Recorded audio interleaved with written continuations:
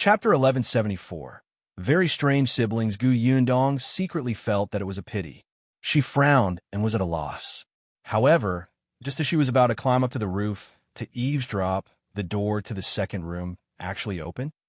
Yundong immediately turned around and quickly hid behind a pillar. Sure enough, Zhang Hao and Zhang Jiao came out at the same time.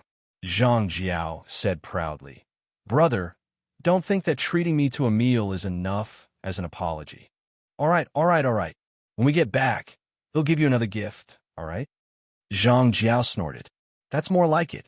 As they spoke, they went downstairs one after another.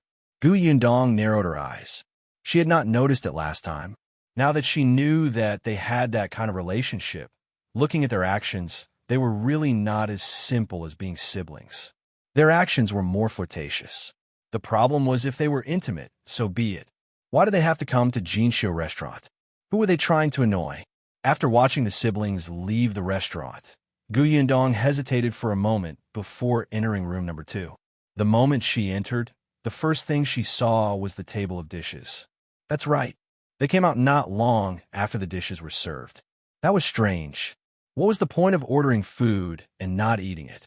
Could it be that they came to the restaurant to talk? But in such a short period of time, they could not say much. It was very strange. Very strange. Yundong glanced at the dishes on the table, but could not see anything. She then looked around the entire room and felt that there was nothing unusual. It was a very ordinary room. Yundong was observing when footsteps suddenly came from outside. She subconsciously wanted to hide, but after looking around, she couldn't find a place to hide. In the end, she bent down and went under the table, flipping the tablecloth down. As soon as she put it down, she spat at herself in frustration. Why was she hiding? It was impossible for the Zhang siblings to be back.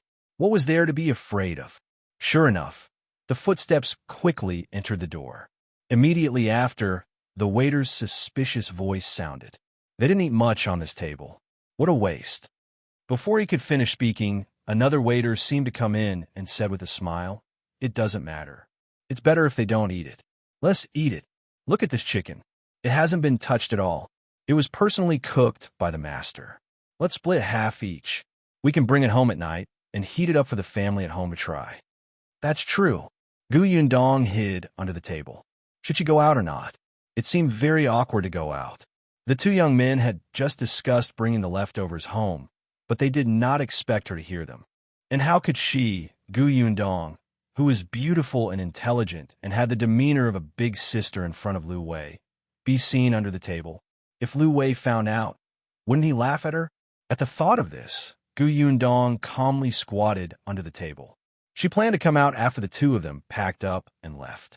The two of them were very fast. Each of them carried out a tray.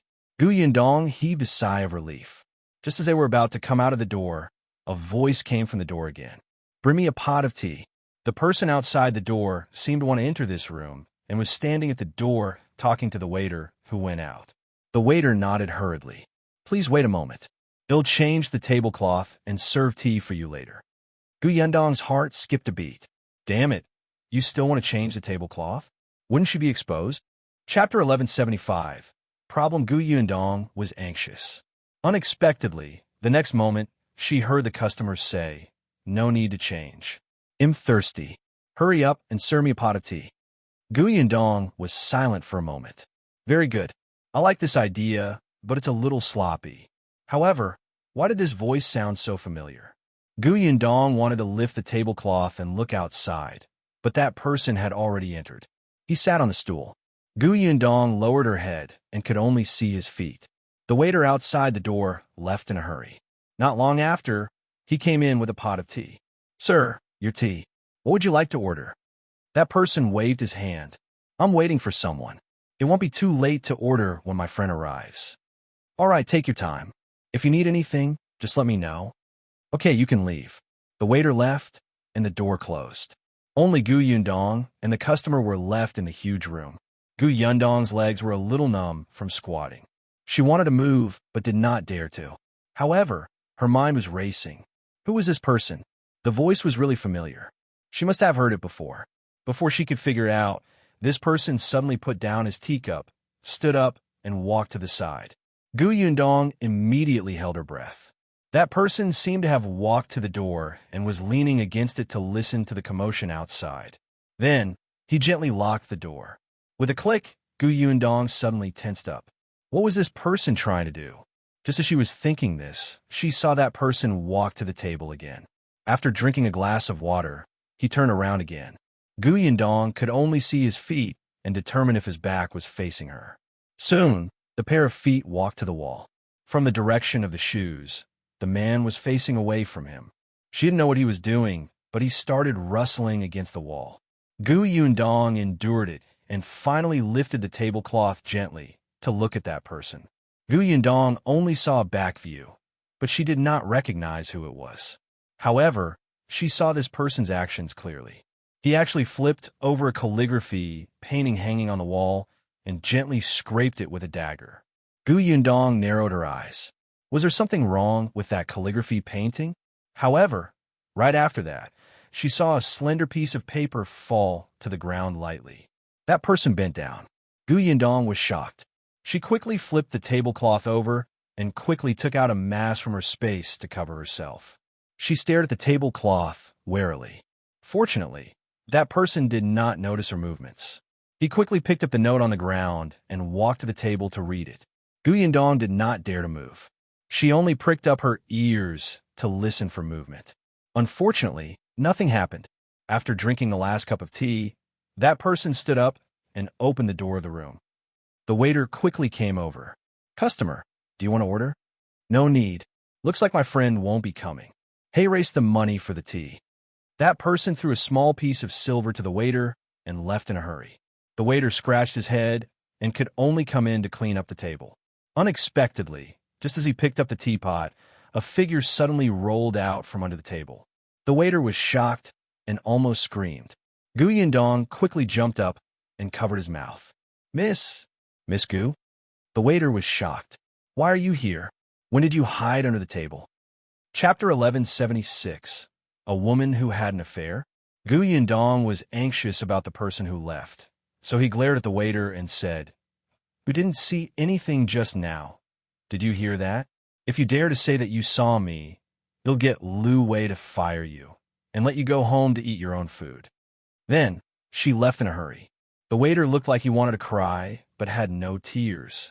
He would not tell anyone. His mouth was very tight. Previously, he had discovered that Miss Gu was eavesdropping on others, so he had told the shopkeeper. Such a sincere, kind, and honest person was actually threatened by Miss Gu. He felt wronged. Gu Yundong had already rushed downstairs and left the restaurant. She did not even see the shopkeeper greet her. As expected, that person had not gone far. Gu Yundong heaved a sigh of relief. That person's footsteps were steady, and he did not seem to be in a hurry to do anything after receiving the note. He was very calm. When the other party turned the corner, Gu Yundong finally saw his face clearly. She couldn't help but narrow her eyes. It was him, the middle-aged man who had followed Tao Xing back then. A member of the Tao family? Gu Yundong pursed her lips tightly. The Tao family? The Zhang family? Tao Xing, Master Tao Zhang Hao Zhang Jiao. She suddenly recalled what Lu Wei had said to her. According to old Master Liu's investigation, Zhang Jiao wanted to marry Tao Yin back then, but it failed. Gu Yundong could not figure it out and could only follow behind the middle-aged man. However, when they passed by the tea house, she suddenly heard a voice coming from upstairs. She looked up and saw Tong Shuitao, who was drinking tea with Gu Dafeng and Chang Yaya on the second floor, greeting her. Gu Yundong immediately pressed her hand down. Tong Shuitao immediately understood and quickly turned around to go downstairs. Gu Yundong did not stop. She was still following behind the middle-aged man. Tong Shuitao ran a few steps before catching up to her. "Miss, what are you doing?" "I'm going to investigate something. Send my eldest aunt and little aunt back later. I'll go home myself. Don't worry about me." "Investigate something?" Tong Shuitao was eager to try, her eyes sparkling. "Miss, do you need my help?" "You're helping me by sending eldest aunt and little aunt back." Gu Yundong waved her hand. "All right, let's go." "Oh." Although Tong Shuitao was a little disappointed, she still obediently turned around and returned to the tea house. However, before she left, she still glanced at the middle-aged man who was being followed by her Mississippi. At that moment, the middle-aged man entered a shop. Gu Yundong looked up at the shop sign. It was a grocery store. The middle-aged man only bought a paper bag and a pot of wine before coming out. He did not waste any time and quickly walked forward. Gu Yundong followed him for a short distance before entering an alley. She watched as the middle-aged man knocked on one of the courtyards. The courtyard door opened and a woman came out. When the woman saw the middle-aged man, she was stunned for a moment. Gu Yundong didn't know what the middle-aged man had said, but the woman's expression changed slightly. She immediately pulled him in with a smile, as if she was a woman waiting for her husband to return home. It was as if she was a woman who had an affair with someone. But Gu Yundong could clearly see that the moment the woman opened the door, the expression on her face was a little unfamiliar. Perhaps she didn't know the middle-aged man. It was only after the middle-aged man said something that she instantly changed her attitude. Gu Yundong looked up at the courtyard wall. It was a pity that she probably could not climb over it. Chapter 1177. The things in the cellar. Fortunately, not long after, the middle-aged man and the woman came out. Gu Yundong quickly dodged to the side and lowered her head to wait for the two of them to leave. As soon as the two of them left, Gu Yundong stared at the courtyard door with burning eyes. After hesitating for a moment, she still hurried towards the courtyard. The door was locked. Gu Yundong glanced at it. It seemed that she still had to climb over the wall. She walked around half a circle and found a corner where no one was going in or out. She raised her foot and flipped in. As soon as she landed, her entire body tensed up. The courtyard was quiet. There was no movement at all. There were no flowers or vegetables in the courtyard. There were no chickens or ducks. It was clean. Gu Yundong walked inside and entered the central room. The central room was more lively. On the table in front of her was the wine pot and paper bag that the middle-aged man had brought over. There was also a cup of tea on the table. There were not many things in the entire house. After Gu Yundong finished looking at the central room, she went to the left wing. Other than the bed and cabinet, there were 2 boxes in the room. Other than that, there was nothing special. It was the same in the right wing. There were only a few pieces of the woman's clothes and daily necessities. Gu Yundong went to the kitchen again. The kitchen looked like someone had cooked before. There were 2 dishes on the table, but they were already cold. After walking around, there was nothing special about it. But why did that middle-aged man come in? He had never opened the wine pot and paper bag he carried. In this short period of time, it was not enough for him to be intimate with that woman. He must have come here for a reason. Gu Yundong suddenly recalled how he behaved at the Jinxiu restaurant. He had also ordered a pot of tea in a hurry and did not even order anything. In the end, he only wanted to enter the second room to get the note. He left after getting it. It should be the same here. He came in for such a short time and left, probably to get something. Gu Yundong's gaze wandered around the kitchen again and finally landed on the cupboard. She opened the cupboard. It was just a few sets of cutlery. However, just as she was about to close the cupboard, she suddenly realized that there was a partition on the ground beside the cupboard. This is the cellar?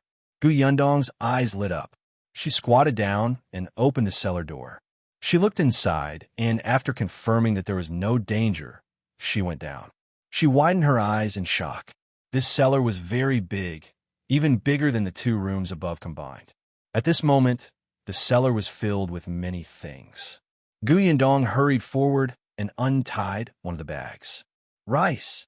She walked to the side and untied another bag. Flour. Although they were not particularly good rice and flour, but all miscellaneous grains, they were still good food. It was quite a lot. Gu Yundong pursed his lips and looked at the dozen big boxes beside her. She opened one of them and suddenly gasped. Silver. There was rice, flour, and silver, but they had to be placed in the cellar. Moreover, it was so mysterious and sneaky. It would be strange if there were no plots. Especially since the Tao family was involved, things might get out of hand.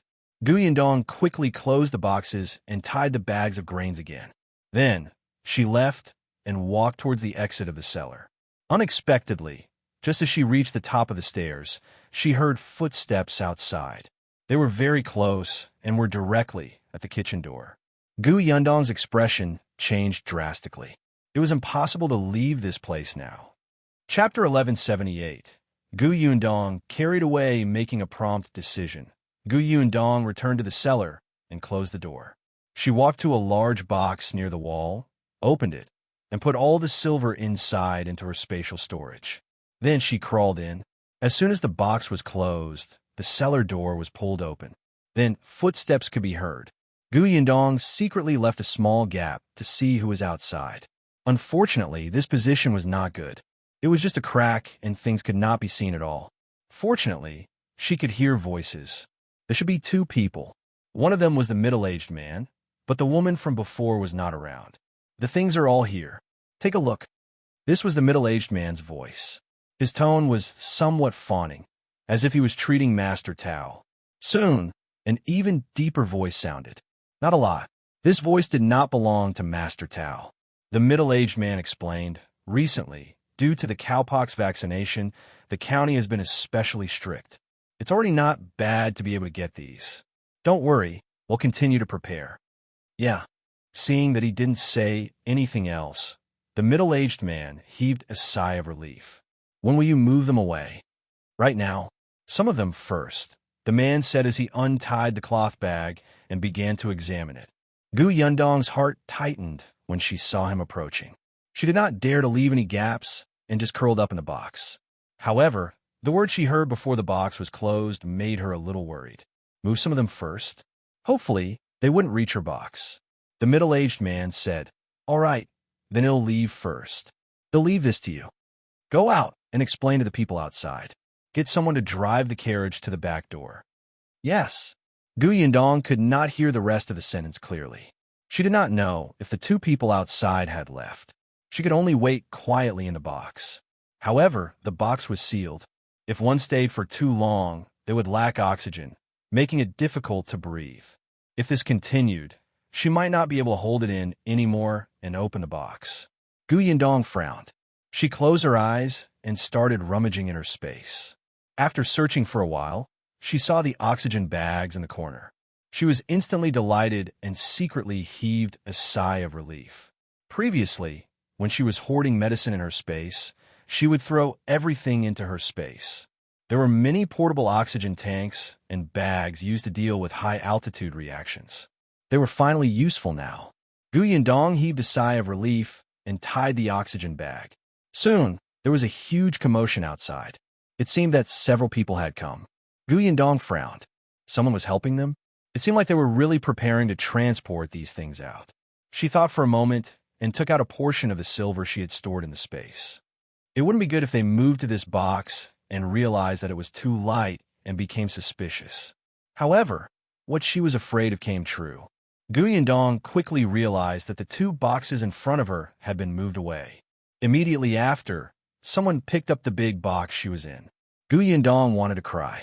It was really an unlucky day. She had to be on tenterhooks wherever she went. The feeling under her body suddenly lightened. She knew that the box she was in had been moved out. Gu Yundong did not dare to move, afraid that someone would accidentally drop the box. She felt movement up the stairs. They must have left the cellar. Then, they walked forward unsteadily. In the end, the two of them lifted the box and carried it to the carriage. Chapter 1179.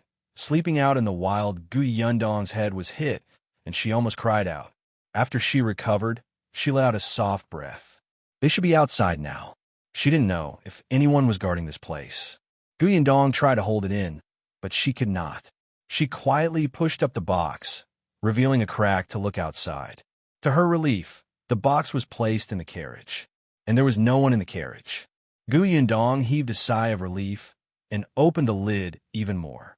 Then, she heard voices coming from outside the carriage. How many more are there? Gu Yundong was shocked and almost closed the lid again. This was the voice that had spoken to the middle-aged man just now. She finally understood that if she didn't want to expose herself, she couldn't go out at this time. However, she did not know where these things were transported to. What if? Gu Yundong struggled internally for a moment. In the end, she decided not to alert the enemy. She took out a packet of medicinal powder from her space. This medicinal powder was developed by Shao Qingyuan and had the effect of calming the mind and increasing the fragrance. The fragrance was mild, but it was enough for big black to keep track of. Gu Yundong pushed the lid open a little and listened. The voice was on the left. She opened the medicine bag and scattered the powder out of the window on the right. After emptying a bag, she scattered some in the corner of the carriage. Just as she retracted her hand, she heard the person outside say, "Why is there a fragrance?" Gu Yundong's heart skipped a beat. Damn it, why don't you get rhinitis? How can you smell it when it's so faint? Fortunately, another voice quickly sounded. This bag is filled with medicinal herbs. It should be emitted from here. Okay. That person nodded and did not say anything else. Gu Yundong heaved a sigh of relief. She closed the box and retied the oxygen bag. Medicinal herbs. She didn't have the time to see them. Soon, she felt the carriage move as if it had already begun its journey. Gu Yundong reckoned that these people might pretend to be merchants and leave the city gate. The food, gold, and silver in the cellar were not all transported. Unfortunately, she couldn't hear what was going on outside. She huddled in the box, hugging the oxygen bag as she sauntered forward. After an unknown period of time, Gu Yundong could feel that the speed had suddenly increased. They should have left the city. She was a little anxious. Fortunately, there were many goods in the car. No matter how fast it was, it could not be too fast. After a long time, Gu Yundong felt hungry. She took some food from a space and drank some water before continuing to travel unsteadily. The carriage did not stop at all. After a moment of silence, Gu Yundong realized that there was probably no one in the carriage. Only 2 people were driving on a shaft outside. Therefore, she would occasionally open the lid a little to let in some air and sprinkle some medicinal powder. Fortunately, she had brought a lot of medicinal powder with her, so it was convenient to store them in her space. The box she was in was also moved out later, so it was piled on top of another box. There was nothing above her head, so it was not troublesome to push open the lid. She just couldn't stretch her body, and her back hurt terribly. Gradually, the sky began to darken. Gu Yundong frowned. Why didn't the carriage stop? Just as she thought this, the carriage suddenly stopped. Gu Yundong quickly closed the box again, leaving a small gap. She vaguely heard someone outside say, "Eat something first. Well, sleep here overnight. Everyone be vigilant." Gu Yundong's face lit up. It was good to sleep in the open. Chapter 1180.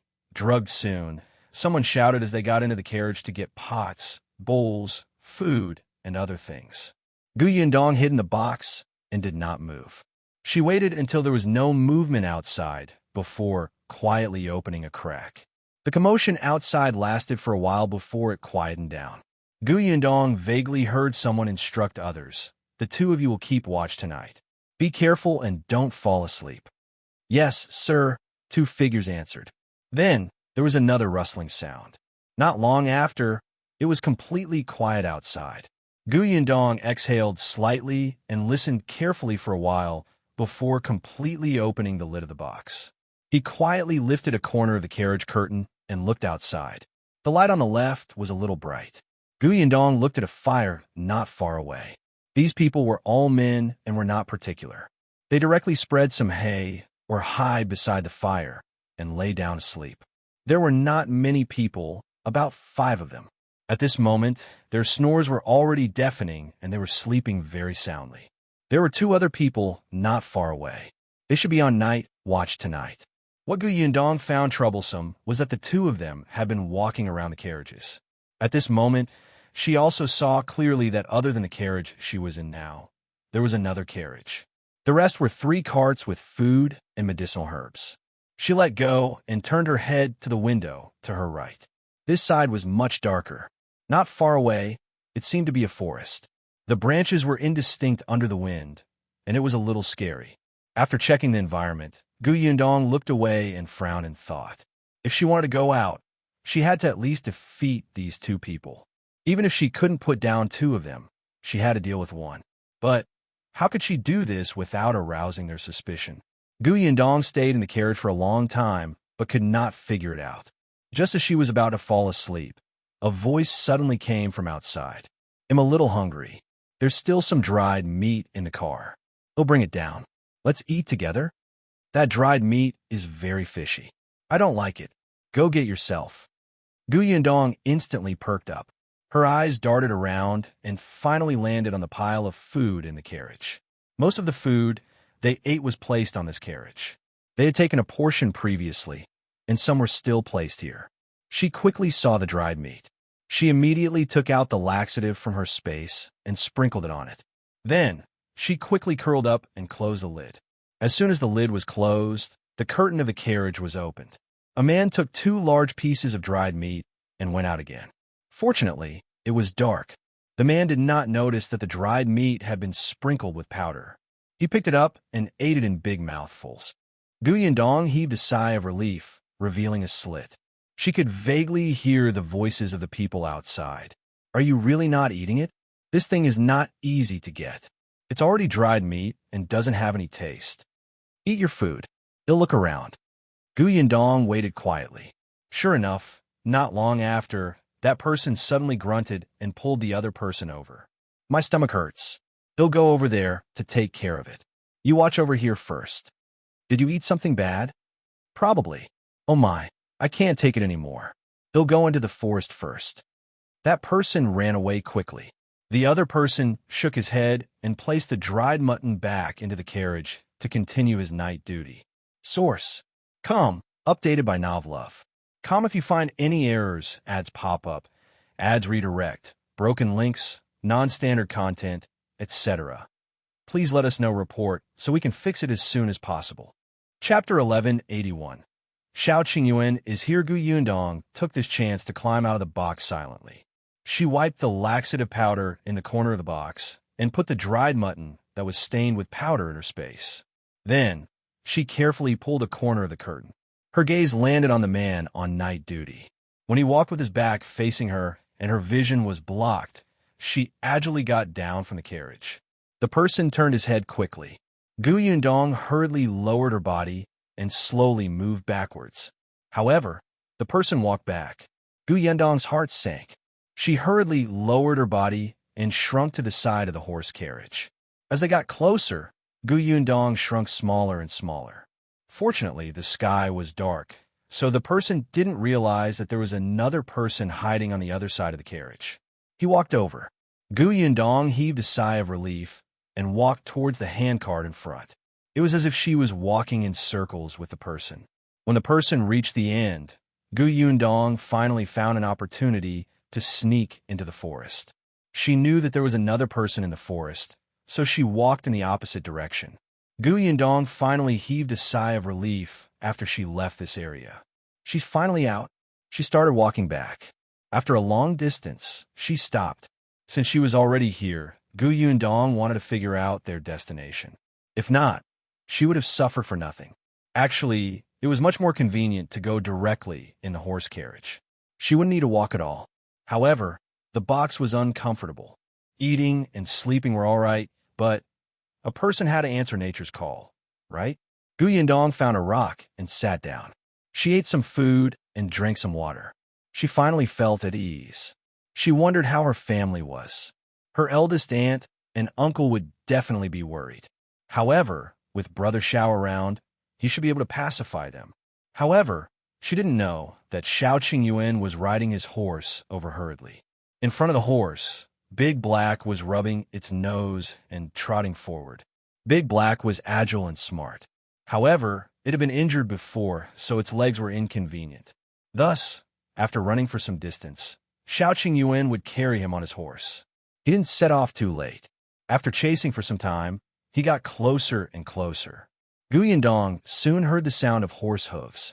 It was soft, but it was exceptionally obvious in the silent night. She immediately stood up from the rock and ran to the bushes behind to hide. They sounded like 2 horses. She wondered if they were related to the group of people in front. Just as she was thinking about this, the sound of horse hooves got closer. Then, they suddenly stopped not far away from her. Yundong clenched her fists slightly. She had already prepared the arrow in her hand. Shao Qingyuan, who was sitting on his horse, could only see the bushes moving slightly. It was as if someone was lying in ambush. He immediately took the bow behind his back and pulled the bow. He aimed at the pitch-black area. Come out. His voice was cold. Yundong, who was in the bushes, was stunned. She immediately put the arrow away and stood up happily. Brother Shao. A smile appeared at the edge of Shao Qingyuan's lips. He put down his bow and leaped down from his horse. Then, he ran towards her with large strides. Yundong, are you all right?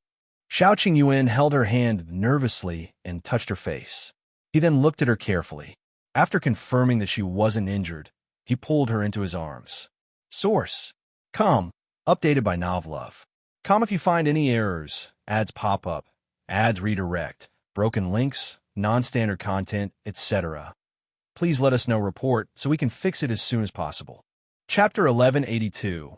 Block his mouth. Gu Yundong stretched out her hand and hugged his waist tightly. I'm fine. I'm fine. Shao Qingyuan's anxious heart finally calmed down when he saw her. He couldn't control himself and patted her perky, but he frowned and said, Why are you taking the risk alone again? Can't you come back and tell me first? I will accompany you wherever you want to go.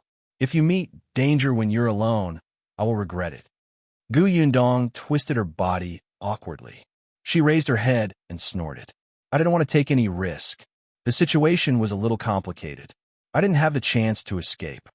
She really wanted to go out and look for Wenzheng after seeing the things in the basement. Then, she didn't care about this matter anymore. But when she was thinking of going out, the people outside came in. She could only hide in the alley and get carried into the horse carriage before coming here. Gu Yundong raised her head.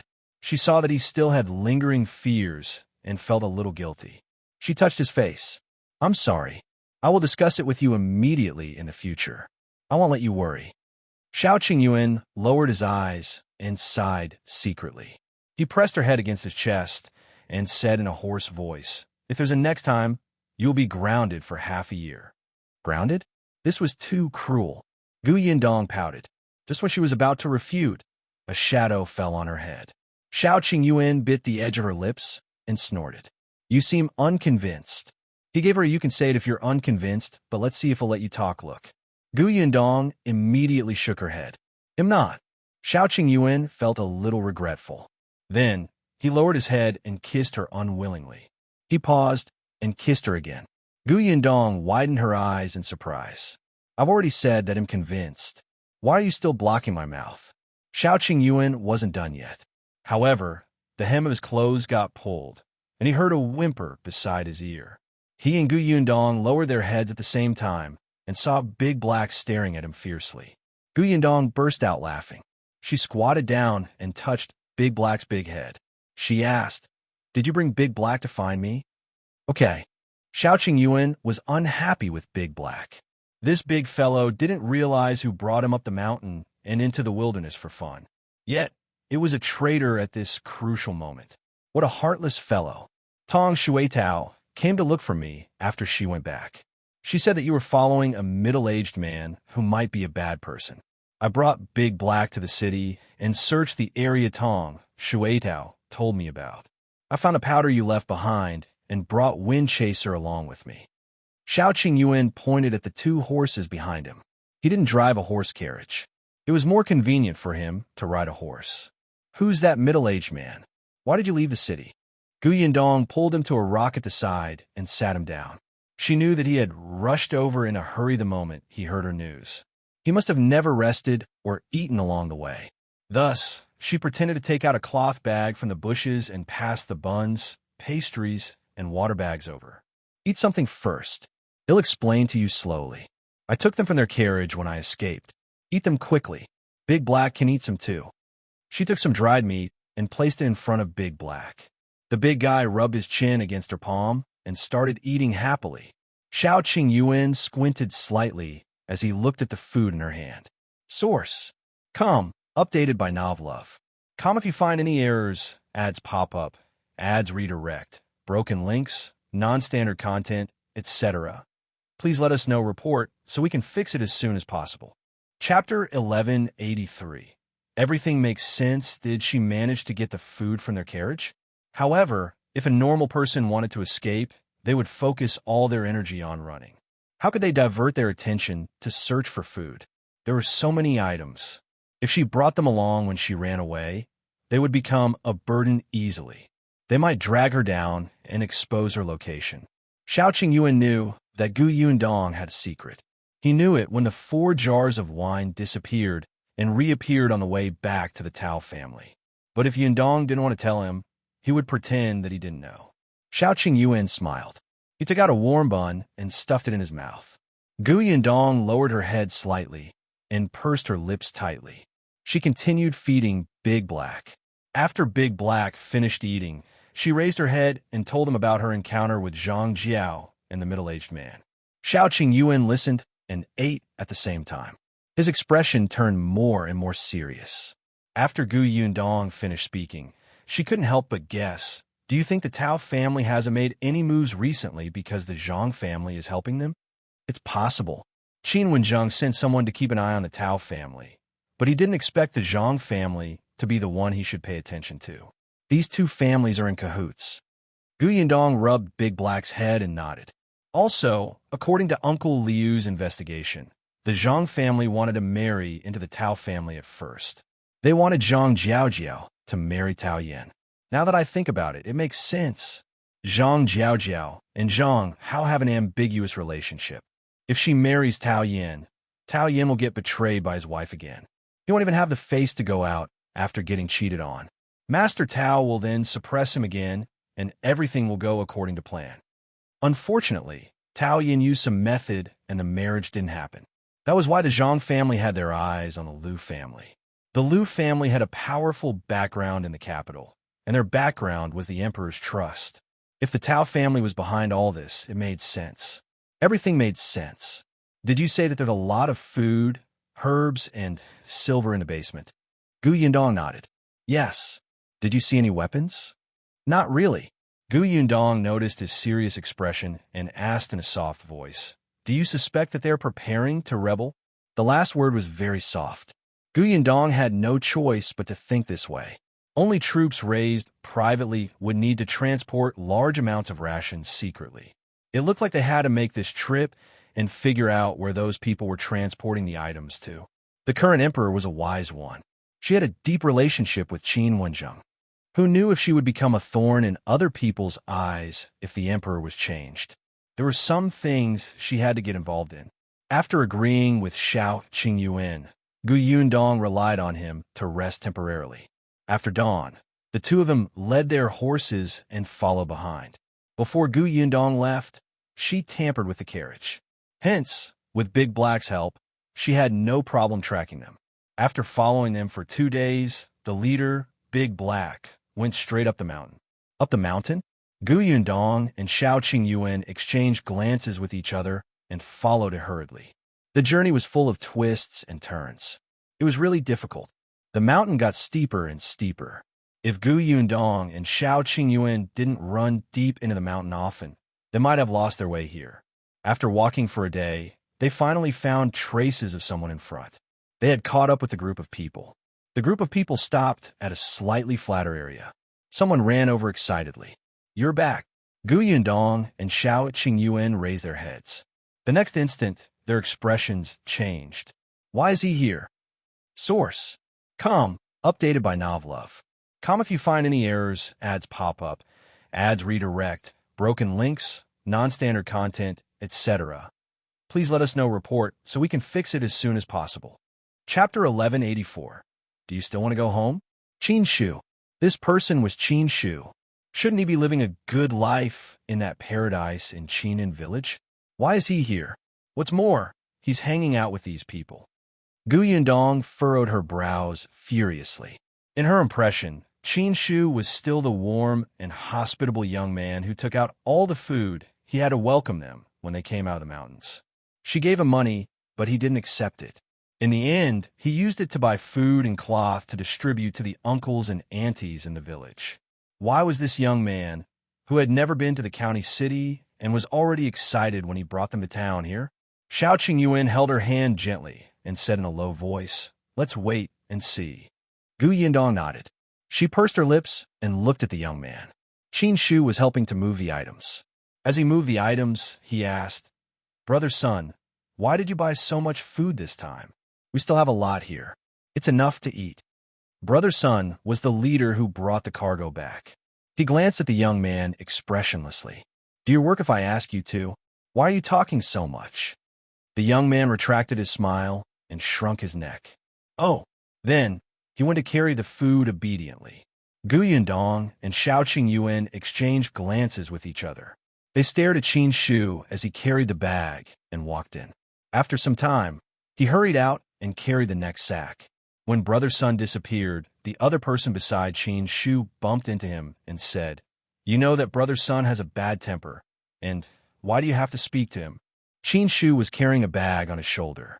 He sighed when he heard this and said, "I just wanted to ask Brother Sun when I can go home. I've been here for 3 months. Why can't I go down a mountain? I want Brother Sun to bring me along when he goes down a mountain next time. You can eat your fill and wear warm clothes on this mountain, but there isn't even a place to buy things." The person at the side snorted. "You still want to go home? Don't you want to?" The person laughed again and shook his head. He ignored Qin Shu and turned to leave. Qin Shu stared at his back view absent-mindedly. Why did the guy leave before he finished speaking? Just as he was thinking about this, someone called him. He hurriedly carried his cloth bag and followed the person.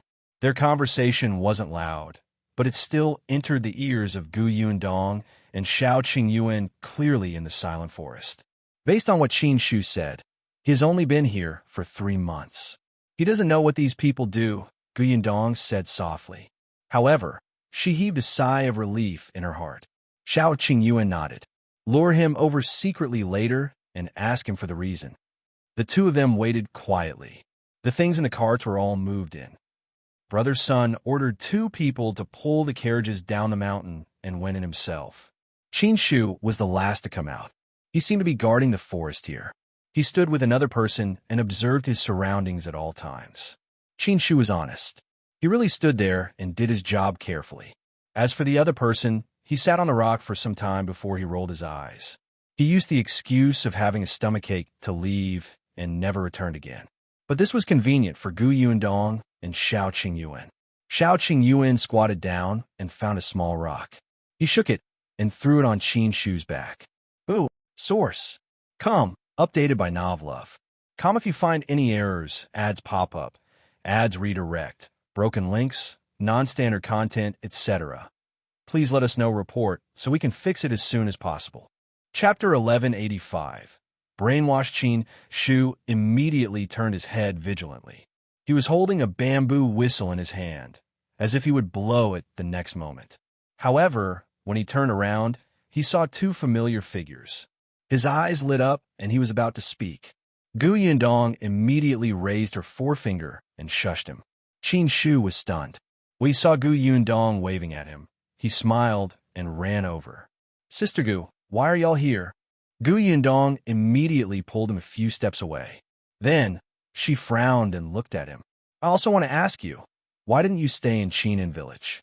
Why did you come to the mountains?" Qin Shu scratched his head and sighed. "I want to see the world and see what it's like outside. Sister Gu told me many things in the past, and I want to see it with my own eyes. That's why I came out. I want to find a job and earn money myself. After I earn a lot of money in the future, I will go back and build a road leading to Qingyuan village. That way, it will be easier for the village head and the others to come out." Gu Yundong choked. If she knew this was going to happen, she wouldn't have said so much to him. Look, she managed to lure him out. Although Qin Shu's intention was good, he had been protected too well in Qingyuan village. He was already 14 years old, but he was still young. He didn't know that there were so many bad people outside, and there was no one protecting him. "Does your village head know that you came out?" Qin Shu shrunk his neck. Gu Yundong immediately understood. As expected, if village chief Qin knew about this, he wouldn't feel at ease letting him travel alone. He might be scolding her in his heart. "Then why are you here?" Qin Shu hurriedly said, "I met Brother Sun in the neighboring county city. He was busy moving the goods, so I went to help him. I even asked him if he needed manpower. I wanted to find a job. I didn't need a lot of salary as long as I'm provided with food and lodging. A little money is enough. Brother Sun promised me when he saw how hard-working I am." Gu Yundong and Shao Qingyuan felt the corners of their lips twitching. "Move the goods? Look at how hard-working you are. Did Brother Sun take you away because he was worried that you would spout nonsense after seeing what happened between them? Did he plan to silence you? In the end, He realized that this fellow was naive and easy to fool, so he decided to let him be a coolie in mountain. As expected, Qin Shu continued. Unfortunately, brother's son brought me up the mountain. They said that there's a lack of manpower here. The boss goods are on the mountain, so we need to help him with his business. He's worried that someone will steal his goods, so they need young people like us. The people in the mountain are not bad. They are very hardworking. They even said that we are a family and will help each other in the future. When I become successful, I can go back to the village and bring my uncle and auntie over. The salary here is high. I received 3 taels of silver the first month. However, I haven't got my salary for last month. I will have to wait for half a year before the money is given to me. Yundong. Damn, isn't this pyramid scheme brainwashing? Did they know that Qin Shu was easy to fool because he didn't know the market price? This stupid young man. Yundong couldn't help but hit him hard. What should I say? You didn't know that you got tricked, but you still think that he's a good person? Qin Shu was stunned. I got tricked? How is that possible? They gave me my salary. It's just a few taels of salary. You worked for him for 3 months for nothing. Yundong couldn't help but feel fortunate. If they didn't come, Qin Shu might continue to be fooled. If this bunch of people were really plotting a rebellion, Qin Shu, who would become their partner in the future, would only have one ending. Source. Com. Updated by Novlove. Com if you find any errors, ads pop up, ads redirect, broken links, non-standard content, etc. Please let us know report so we can fix it as soon as possible. Chapter 1186. Stay. This was the first time this young man came out of Qingyuan village. He was filled with longing and yearning for the outside world. He wanted to come out and take a look, but in the end, he stepped into an abyss of eternal damnation. How poor was he? Yundong tapped his head. These aren't good people. They gave you a month's salary because they wanted to hold you back. Yundong treated Qin Shu as her younger brother. Hence, she patiently explained what this bunch of people were. Qingyuan was staring into the distance. Fortunately, the other guard never came back. After Yundong briefly explained what happened, Qin Shu was stunned. He widened his eyes in disbelief. His legs started to turn weak. Sister Gu, are you saying that these people, there are good people and bad people outside? You shouldn't have come here alone. Humans are unpredictable.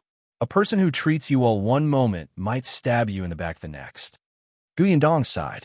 It's my fault. I shouldn't have told you about the beautiful things outside. Qin Shu shook his head. No, it's not Sister Gu's fault. I'm too eager to come out and take a look. His father died a long time ago, and his mother remarried and left Qingyuan village. He wanted to know how good the outside world was for his mother to abandon him and run out to marry someone else. All right, before they discover you, they'll bring you away. The village head must be worried about your safety. Yundong and Shao Qingyuan exchanged glances with each other. Then they pulled Qin Shu, who was still in a daze, down the mountain carefully. Unexpectedly, after taking a few steps, Qin Shu suddenly stopped. No, I can't leave. Yundong frowned. Why? Sister Gu, if what you said is true, brother Sun and the others are all bad people. If I leave, they will know that I saw through their disguise. What if I go to Qingyuan village and harm the village head? Yundong was stunned. She looked at him in surprise. She didn't expect him to think of this. Qin Shu, he was naive, but he wasn't stupid. However, he was right. Brother Sun must have asked around about Qin Shu's hometown. If Qin Shu disappeared, Qingyuan village might be targeted. But she couldn't allow Qin Shu to continue staying here. Sister Gu, I want to stay. Since you and brother Shao know their true faces, you can report to the authorities and ask them to catch them. That way, if I leave, Qingyuan village will be fine, right? Yes. But since I know that they are bad people, I will be careful. Don't worry, I might be able to help. I'm truly worried. Yundong was in a dilemma. On the other hand, Shao Qingyuan took a few more glances at Qin Shu and said, All right, you can stay. Yundong looked at him in surprise. Shao Qingyuan said, Qin Shu knows the severity of the matter. Even if it's for Qingyuan village, he won't expose himself to danger, right? Qin Shu nodded his head fervently. He immediately felt that he had a huge responsibility. That's right, he didn't just need to protect himself. He needed to protect the villagers of Qingyuan village too. If he was exposed, all the people in Qingyuan village would be harmed. Yundong glanced around him and hesitated for a moment. In the end, she nodded. All right, stay here. Be careful. After everything here is settled, I will bring you to see the real world. At that time, you'll be able to earn more money and build roads for Qingyuan village. Source: Com. Updated by Novlove. Com if you find any errors, ads pop up, ads redirect, broken links, non-standard content, etc. Please let us know report so we can fix it as soon as possible. Chapter 1187. Uncle is getting married. Shu smiled widely. All right, it's decided then. It's a deal. Yundong nodded. After a pause, she told Shu some things and even gave him some stuff. Of course, she also asked Shu about the situations inside. Although Shu was an outermost guard, he knew quite a lot. Most importantly, it was because he seemed naive and sincere. He loved to ask others about the outside world. Other people would want to boast when they saw him asking for knowledge, like an ignorant country bumpkin. It was easy for them to expose themselves when they boasted. Shu was young, so he had a good memory. Thus, he told Yundong everything he knew. Yundong and Shao Qingyuan really received a lot of useful information. Before she left, she told Shu, continue to use this attitude. Pretend that you haven't seen us today. We will contact you again. Remember, nothing is more important than staying alive. If necessary, you can betray us. Shu widened his eyes in shock. How can I do that? I don't want to. Shao Qingyuan said, You don't know much anyway. Shu. Yundong laughed. You don't have to tell the whole truth. You can fool them by telling them part of the truth. I understand. Yundong was worried about him, so she reminded him a few more times. However, it was getting late, so she had to leave. Shu looked at their backs from afar. The corners of his lips were tightly pressed together. He only went back to his original spot to resume his job unwillingly after they disappeared. However, he was still satisfied when he saw Sister Gu and Brother Shao today. He couldn't repay Sister Gu for giving them so much food and cloth. This time, he would definitely be able to do it. Yundong and Shao Qingyuan didn't waste any time after they went down the mountain. They quickly jumped on their horses and rushed back to Fengkai County. When they reached the county city, it was already the afternoon of the second day. The two of them went straight to Wenzheng school. At this moment, Wenzheng was still teaching the students, while Shu and Yuanji were studying in the classroom. Madame Gu entertained Yundong and Shao Qingyuan. She hurriedly called Wenzheng over when she heard that they had something urgent. Yundong quickly explained what happened. Wenzheng was elated when he heard this. So, the Zhang family is helping the Tao family?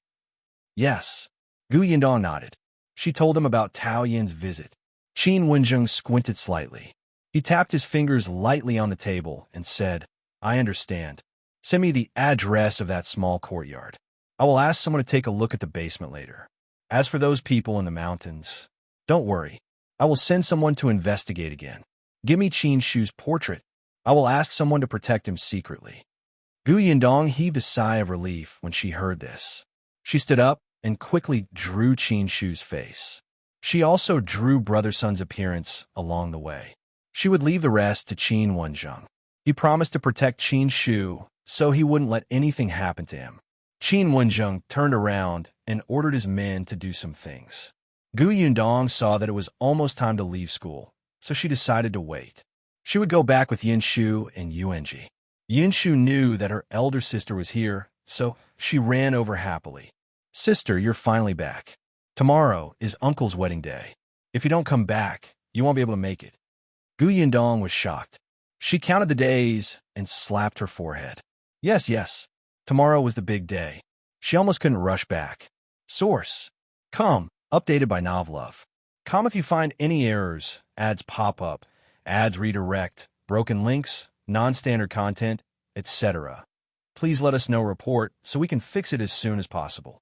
Chapter 1188. Confession. Yundong and Shao Qingyuan hurriedly left the school with the two little kids.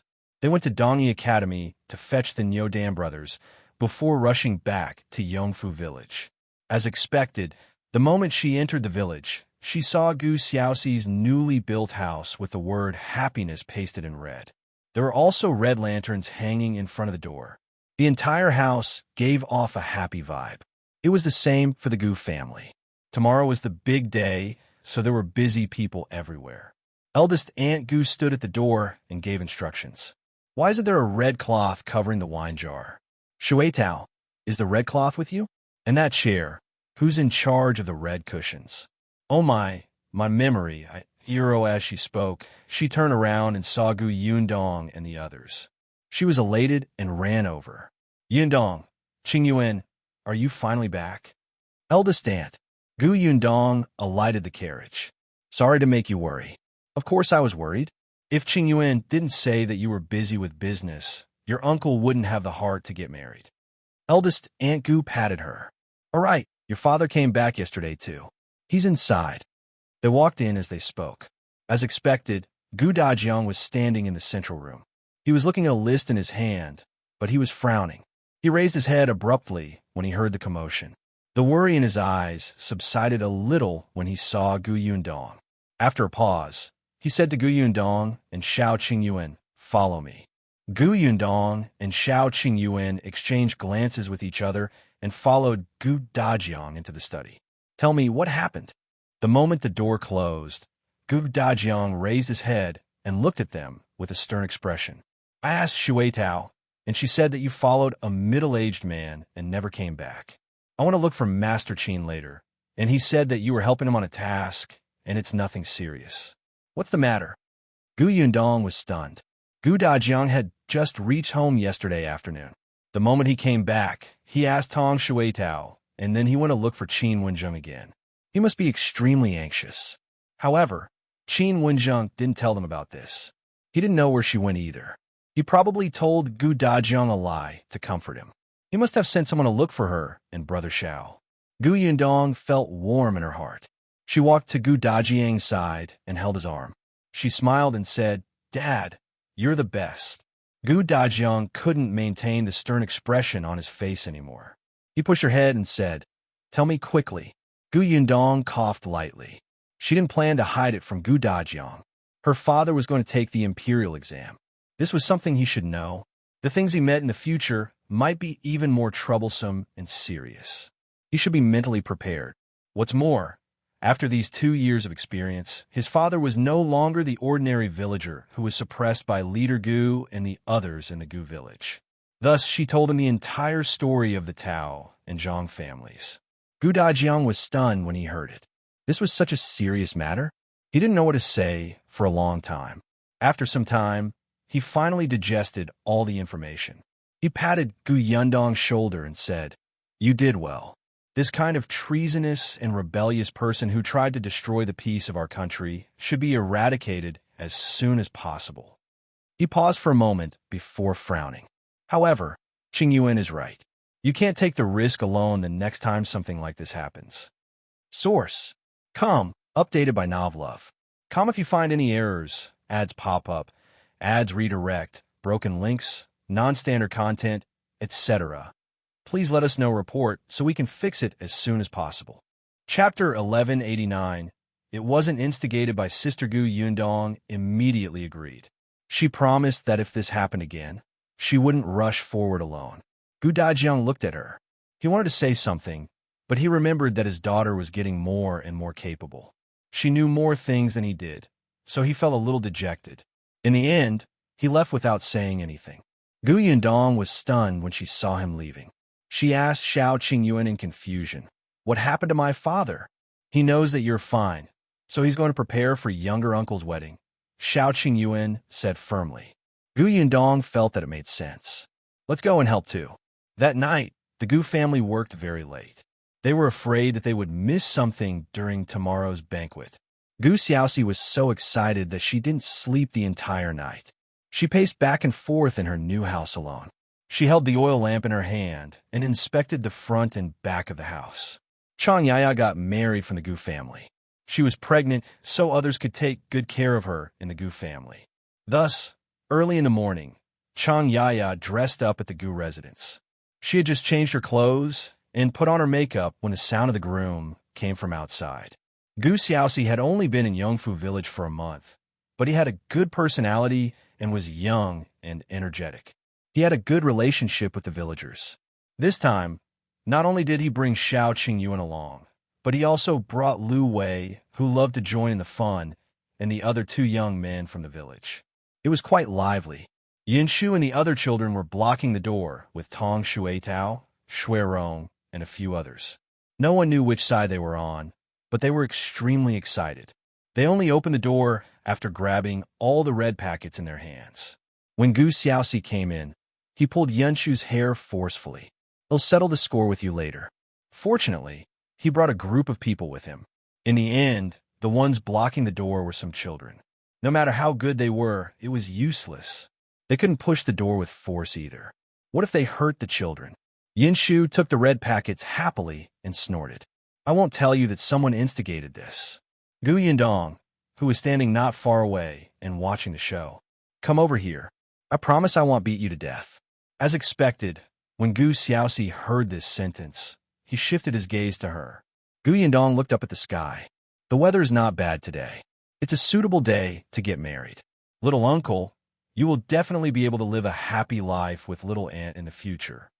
Gu Xiaoxi pointed at her from afar. "Don't forget that you're getting married in August." Shao Qingyuan, who was standing behind him, asked, "Little uncle, are you making things difficult for me? Will you block the door for me?" That's right. He was the one fetching the bride, not his irritating niece. Lu Wei laughed loudly behind them. He hurriedly pushed Gu Xiaoxi forward and said, "Let's go and fetch the bride first." Gu Xiaoxi threw everything to the back of her mind and ran to Chang Yaya's room in a hurry. Chang Yaya was wearing a red wedding gown with a red veil covering her head. No one could see what she looked like. However, her hands on her knees were clenched tightly. She was extremely nervous too. Gu Xiaoxi was already standing at the door.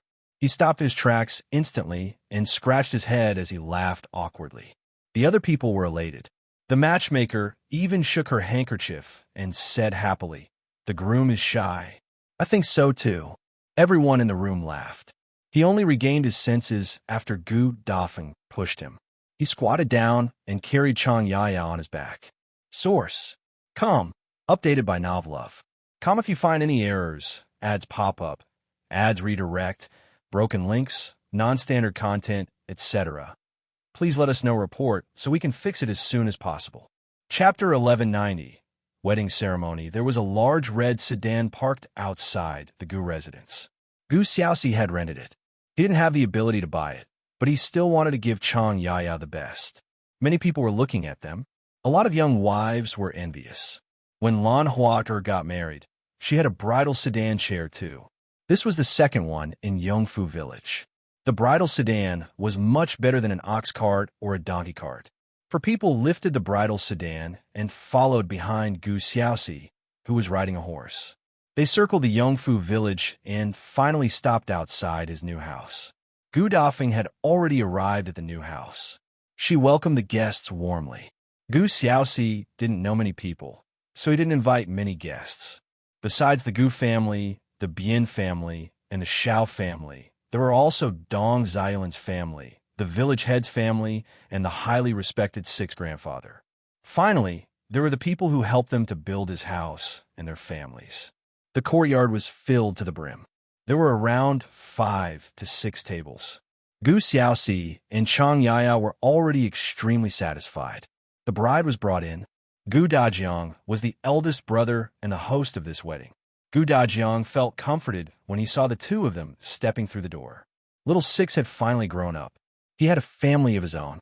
The two of them stood in the central room. The male helper sang, and the newlyweds started the ceremony.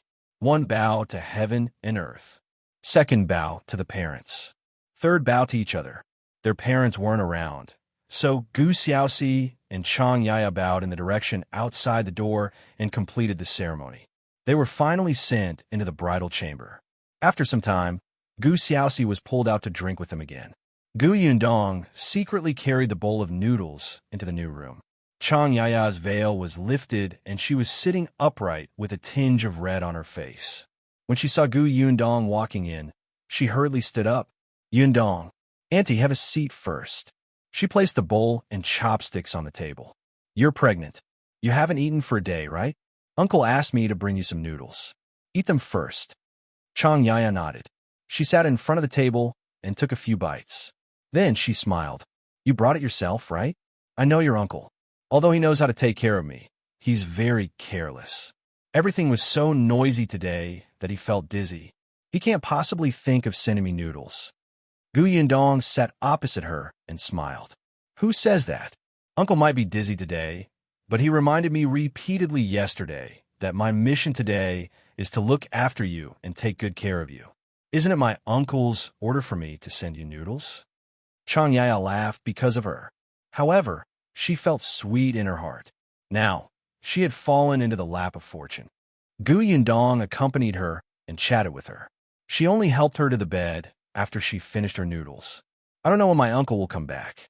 You can sleep first. He'll ask Shueitao to guard outside. Don't worry, they want Dare to tease the bride today. Shao Qingyuan wouldn't. Lu Wei knew Chang Yaya's situation, and the other people weren't close to Gu Xiaoxi. Hence, Chang Yaya could rest properly. Yundong covered her with the blanket before leaving the room. She carried the bowl and chopsticks to the kitchen. A lady who was helping in the kitchen pulled her back immediately. Hey, Yundong, don't leave yet. Come over and let me ask you something. Source. Com. Updated by Novlove. Com if you find any errors, ads pop up, ads redirect, broken links, non-standard content, etc. Please let us know report so we can fix it as soon as possible. Chapter 1191. August Yundong was stunned. What is it? The lady was curious. Didn't you say that you will get married on the same day as your uncle? Why is your uncle's wedding so early? This lady didn't have any evil intentions. She was just a little curious and gossiping. Yundong thought to herself, this is a good chance for me to get her name registered. I don't want other people to make guesses. Many people were talking about it when they stood at the entrance of the Gu residence today. Hence, she said to the lady patiently, at first, we wanted to get married together, but one of my father's masters said that this isn't appropriate. There's no reason for an uncle and a niece to get married on the same day. No matter how I look, I have to let my uncle get married first. As a result, we can only go our separate ways. As she spoke, she said regretfully, after that, we started calculating the days. This is the best day before August, so we were in a hurry. Fortunately, everything is in place, the house is built, and the gifts are all ready. The lady nodded fervently. That's right. I've already said that it's hard for uncle and niece to get married on the same day. However, today is a good day. There's a couple getting married in the neighboring village. Yundong smiled. That's right. Thank you for your hard work today. You can continue your work first. When you go back later, come to the central room to get some gifts. Sure, okay. Yundong walked out of the kitchen and heaved a sigh of relief. The courtyard was still very lively. With Lu Wei around, no matter how cold the atmosphere was, it would be lively. Yundong couldn't bear with it anymore when she saw Gu Xiaoxi getting forced to drink. She asked Shao Qingyuan to pull Lu Wei out. Little aunt is pregnant. What if little uncle is unconscious from the alcohol and hurts her accidentally? Shao Qingyuan felt that it made sense. He went forward and pulled Lu Wei to the side. This fellow wasn't happy. After getting glared at by Yundong, he finally understood. He immediately dashed towards the crowd that was still persuading him to drink. He shielded Gu Xiaoxi and said, all right, it's already so late. Let's not disturb their bridal chamber. We're not drinking anymore. Lu Wei was the eldest young master of the Lu family in the city. Naturally, the villagers felt respect towards him. Earlier, Lu Wei was the one who persuaded him to drink. Now that he had given up, the other villagers stopped fooling around. Gu Xiaoxi let out a long sigh. Shao Qingyuan helped him back to his room. The remaining people continued eating and drinking. They only dispersed after a long time. Yundong and Shao Qingyuan were the last to leave the new home. It was already dark outside. Shao Qingyuan held her hand and suddenly said, 2 more months. 2 months later, it was their wedding day. It wasn't long, but Shao Qingyuan felt that it was as long as 2 years. Yundong looked up at the night sky and smiled. Think about how many red packets you should prepare on the day of the wedding. Shao Qingyuan turned his head. You're gloating. For the next few days, Gu Yundong stayed in Yongfu village. After Gu Xiaoxi's house was built, it was time for the Bian family's house. Gu Xiaoxi and Chang Yaya came back to the Gu residence. They could recuperate in peace. After the Bian family's house was built, they started building the workshop. Many villagers guessed that the Gu family was going to hire more long-term workers when they saw this. The nearby villagers started running around to spread the news. After a busy period of time, the hot August finally arrived. Source: Com. Updated by Novlove.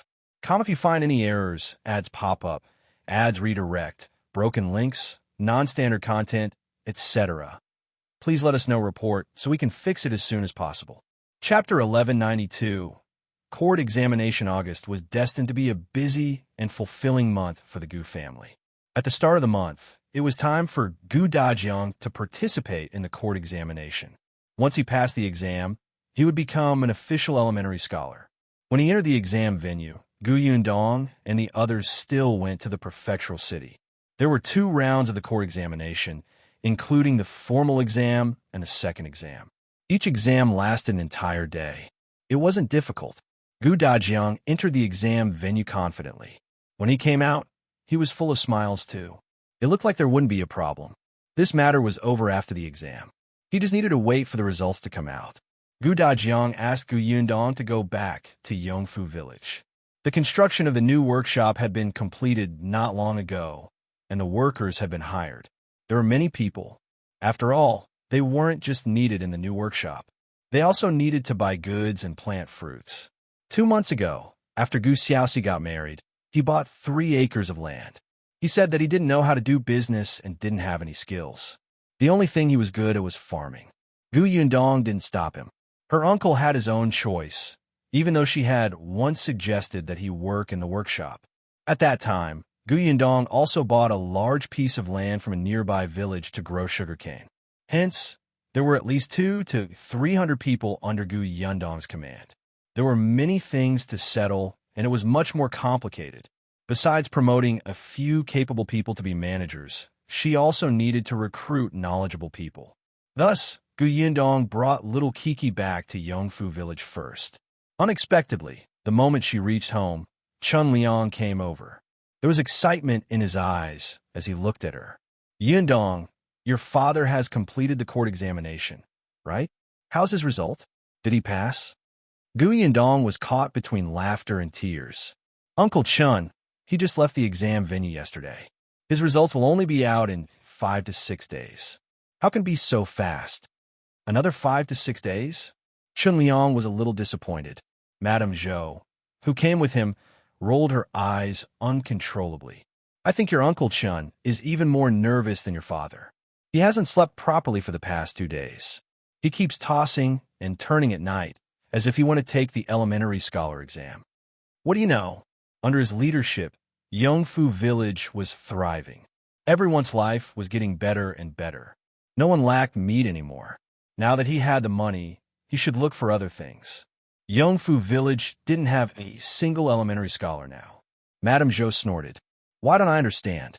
Think about the ranking of Gu Dajiang in the county exam and the prefecture examination. He's already a confirmed elementary scholar. I don't know why you're panicking. That's different. Different how? Chun Liang couldn't reason with her. He flicked his sleeve and left. Madame Zhou snorted at his back view. Then, she turned and said to Gu Yundong, ignore him. He must be crazy to be the village head. Especially now that his life was good, his 2 sons had work to do, and his grandsons were studying in school. There was less work in the field, so he didn't have to worry about anything. All he did was ponder over the matters in the village. Not long ago, he wondered if he should open a private school in the village. All right, Yundong, when are you going to buy mooncakes? It's almost the Mid-Autumn Festival, so I want to buy something good this year. I'll go with you. You have good taste, so the mooncakes you buy will be good too. Gu Yundong smiled when she mentioned the Mid-Autumn Festival. I don't plan to buy mooncakes outside. I want to make them myself. However, our workshop is distributing mooncakes. We need to buy those mooncakes in the city. We have already reserved them from a shop. If you find any errors, ads pop up, ads redirect, broken links, non-standard content, etc., Please let us know report so we can fix it as soon as possible. Chapter 1193. Making my own mooncakes a mess. Zhou was stunned. Do it himself? She was a little intrigued, but she knew that Gu Yundong's cooking skills were good. If she said that she would do it herself, it might be the kind of secret prescription that wasn't available outside. She couldn't just ask for it.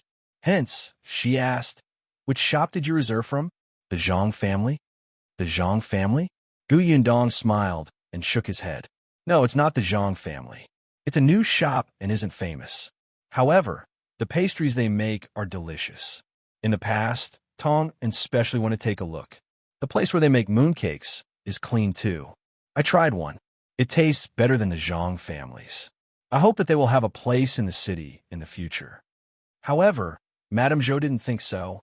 Everyone knew that the Zhang family's business was the most prosperous in Fengkai City. In the past, there were many new shops that made many novel pastries. In the end, the Zhang family bought all the secret recipes. The Zhang family was the largest pastry shop in Fengkai County. However, this was between them. The Zhang family hadn't laid their eyes on the pastry shop, so the price of the pastries there wasn't high. With Gu Yundong's guarantee, Madame Zhou believed that the mooncakes would be delicious. Hence, Madame Zhou nodded quickly. All right, I'll order mooncakes from this shop too. Gu Yundong asked curiously. Chun Jinkai and Chun Jinbao will have mooncakes when the workshop distributes them. Why do you still want to buy mooncakes? Hey, we have many relatives and friends, right? Our family is living a good life now, and we have many guests. We should give them some good treatment, right? She sounded proud. In the past, Madame Zhou was proud too. After all, her husband was the village head, but her family didn't have much money. Now, she could buy anything she wanted. Her sons were promising and filial. She was extremely proud. Gu Yundong smiled. All right, I will ask Tong and to buy more for you. All right, thank you. I'll go back first. Madame Zhou saw that she was tired after coming back, so she went back after a few sentences. On the other hand, Kiki looked at her excitedly. Sister, are we making mooncakes ourselves? That's right. Do you want to learn? Yes, yes. Gu Yundong hurriedly held her chin when she saw her nodding her little head too forcefully. She laughed and said, I knew that you're a foodie. They'll look for you after I have the ingredients. Okay. The young lady grabbed her hand with her soft little hand and walked into the house happily. The next day, Gu Yundong went to buy ingredients. Then she brought Kiki and Shun City into the kitchen to get busy.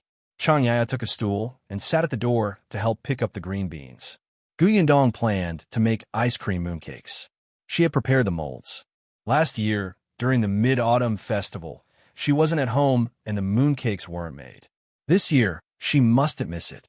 Kiki took the molds and looked at them curiously. She widened her round eyes and asked, Sister, what are these? You will know in a while. Gu Yundong poured a bowl of glutinous rice noodles and said to her, Come, add some water for me. Okay. The young lady hurriedly put down the molds and ran to her side. She grabbed the water ladle and carefully released the water bit by bit.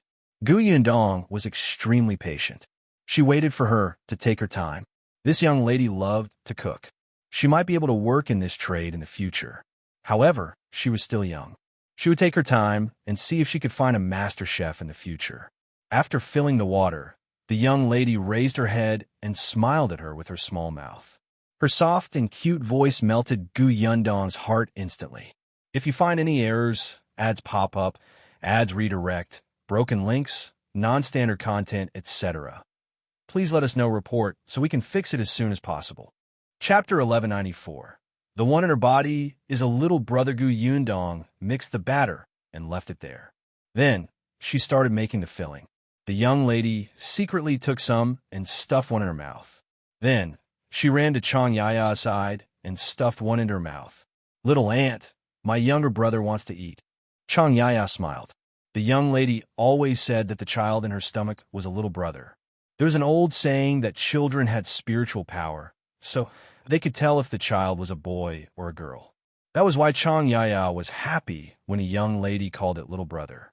It wasn't that she didn't like girls, but if the firstborn was a boy, it would be much easier for her whether she had boys or girls in the future. At least no one would gossip. Gu Yundong felt that it was hard to say. However, everyone was thinking the same thing now. She couldn't change this deep-rooted thought. Also, Chang Yaya was always elated when she heard Kiki talking about her younger brother. If Gu Yundong stopped her, she might think that there was something wrong with the baby's gender. After all, Chang Yaya's body was weak, and her pregnancy wasn't stable. The only thing she could do now was to enlighten her and remind her uncle so that he could express that he liked both boys and girls. Actually, Gu Xiaoxi preferred girls. One could tell it from his attitude towards Kiki. He loved to hug her the moment he came back. Sometimes, he even angered the young lady. Gu Yundong glanced at Chang Yaya and noticed that her eyes were indeed smiling. Her mood seemed to have gotten better, so she kept quiet. She turned and continued making mooncakes. In the afternoon, the finished mooncakes filled up the entire central room. The amount she made was a little big. After all, there were many people in the family, so she had to give some to others. Fortunately, she didn't do all the work by herself. Later, Shao Qingyuan came over and she passed all the laborious work to him.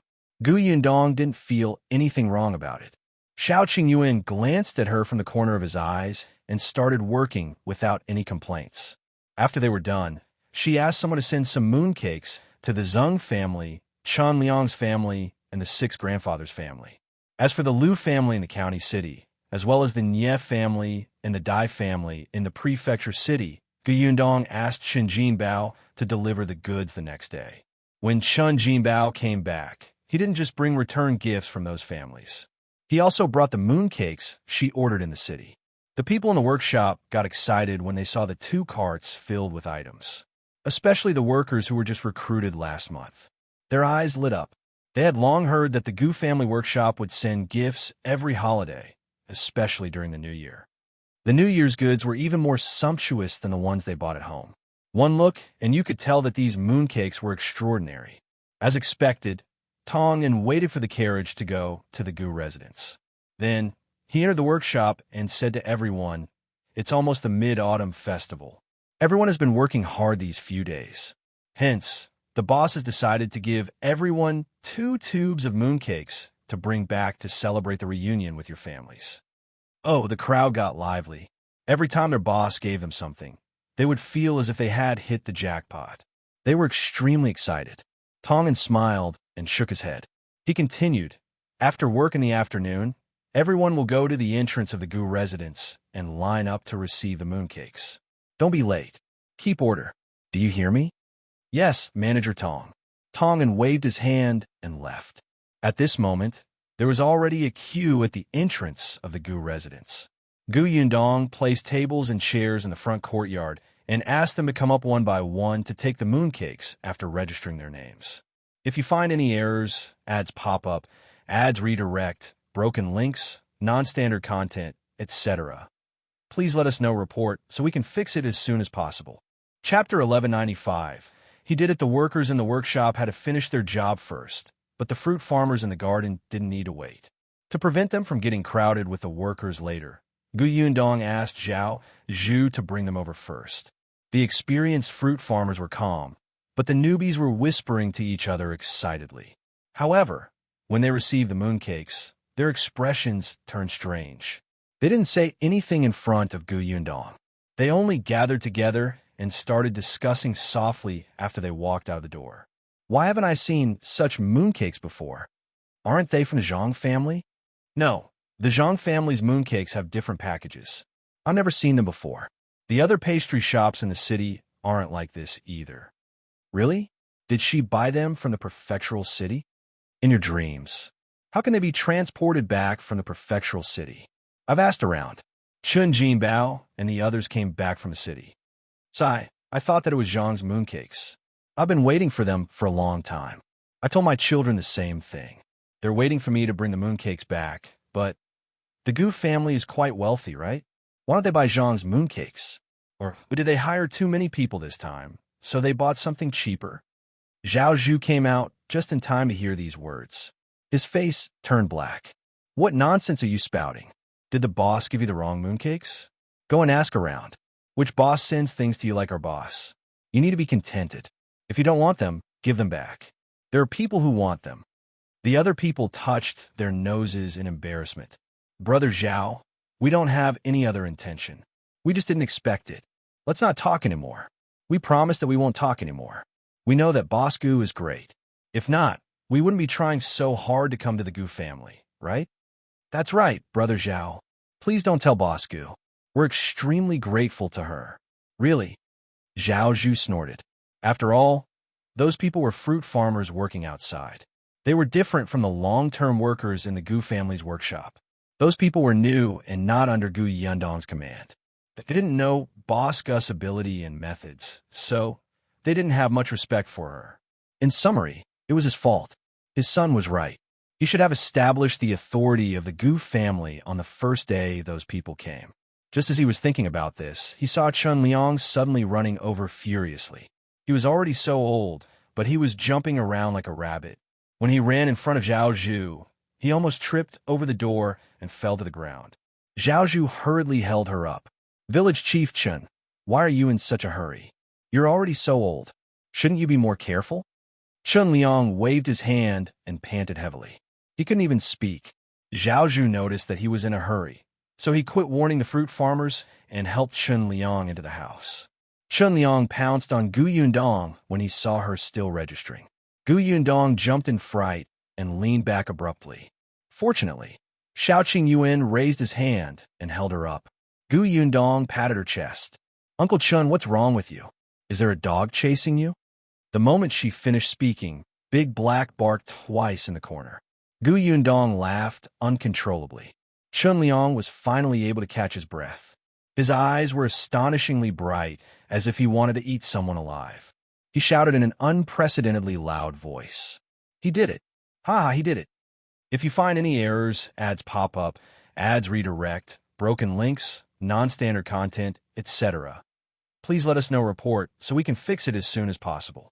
Chapter 1196. Subsidized Elementary Scholar Chun Liang's words were baffling. Whether it was Gu Yundong, Shao Qingyuan, or the other fruit farmers who were collecting mooncakes, they all looked at him in confusion. Chun Liang swallowed hard and repeated, your father has won. He has become an elementary scholar. Gu Yundong's eyes lit up, and she stood up immediately. Really? The rankings are out? Although she knew that her father was definitely fine, Gu Yundong was still extremely excited to hear such accurate news. Chun Liang nodded repeatedly. The result is out. I met the messenger at the entrance of the village just now, and they told me the good news. I rushed back to tell you the great news first. All right, quickly prepare silver for them. The messenger will be here soon. The onlookers were stunned, but they all understood now. There was an uproar. Is old Master Gu an elementary scholar? Io, this is really a great thing. Congratulations, Boss Gu. By the way, Village Chief Chun, what rank did Master Gu get? What rank? Chun Liang was stunned for a moment before he smiled awkwardly. I was too excited. When I heard that Brother Dajiang had won, I ran back happily. I forgot to ask them. It's fine, it's fine. Well, no, when the messenger comes later. Gu Yundong hurriedly asked Tong and to sit at the table and register the mooncakes while she ran into the house to get the money. However, how could anyone be in the mood now? The queue that was originally well lined up immediately dispersed. Everyone squeezed at the door and looked at the main road anxiously and expectantly. This was a joyous occasion for Yongfu Village. Not to mention Yongfu Village. How long had it been since an elementary scholar appeared in the vicinity? There were only 2 old elementary scholars in the 2 neighboring villages. There were not many scholars left. When Gu Yundong took out the silver, Gu Xiaoxi and the others had already heard the commotion and ran over. They also squeezed to the front of the door excitedly with everyone. Closer, closer, they could see the messengers. Everyone was excited as they stared at the 2 officials who were approaching. The 2 officials, who had been walking over happily with the gong, stopped in their tracks under such gazes. They held the sabers at their waists worriedly, as if these villagers would pounce on them and beat them up in the next moment. Chun Liang said anxiously, Brothers, this is the Gu family. The Gu Dajiang you mentioned is from this family. As he spoke, he turned around and waved at the villagers. Hey, don't block the door. Where's Yundong? Why isn't she here yet? Gu Yundong, who could not squeeze into the front, was speechless. It was too difficult for her. Fortunately, the crowd quickly dispersed from both sides. The two officials heaved a sigh of relief. They were holding a post to announce the good news. When they saw Gu Yundong walk out, they asked, "Is Gu Dajiang here?" "Sir, Gu Dajiang is my father. He's waiting for the day of the rankings after the court examination in the prefectural city. He hasn't returned yet." "I see." The official almost nodded. "Then we'll congratulate Miss Gu here first." Then one of them knocked on the gong and drum in his hand, and the other took 2 steps forward with a report and said loudly with a smile, "Congratulations to Master Gu Dajiang of Yongfu Village. You're the 5th elementary scholar in high school." 5th? Gu Yundong's face was filled with joy. With such a high ranking, it meant that he was a subsidized elementary scholar. If you find any errors, ads pop up, ads redirect, broken links, non-standard content, etc., please let us know report so we can fix it as soon as possible. Chapter 1197, Madame Zhou's Exclamation. Thank you for making this trip. Thank you for your hard work. Gu Yundong was overjoyed and hurriedly handed over the pouch in her hand. "This is the money for your drinks." Miss Gu is too polite. The two of them received the money. They had rushed from the county city to Yongfu Village to report the good news because of this small amount of money. Only they were well informed and knew that the Gu family's conditions were not bad. They would definitely be generously rewarded. The two of them touched their pouches and quickly realized that there were a few pieces of silver inside. Compared to some families who offered 10 copper coins to send them away, it was much better. Gu Yundong invited them. "Please come in and have a cup of tea to rest. It's quite tiring to come from afar. It's such a hot day." No. We have to return to the county city before the city gate is closed. We'll take our leave." Hearing their words, Gu Yundong could only give up. However, she still asked Tong Shuidao to pour 2 cups of sugar water for them to quench their thirst.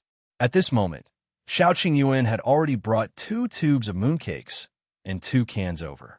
Gu Yundong took them and handed them to the 2 officials. "Then I won't keep you here. It just so happens that today is the time for the Gu family to give everyone the Mid-Autumn Festival gifts. Bring the mooncakes and can food back too. May joy be with you."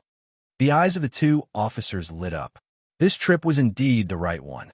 They were wondering why there were so many people in the Gu family today.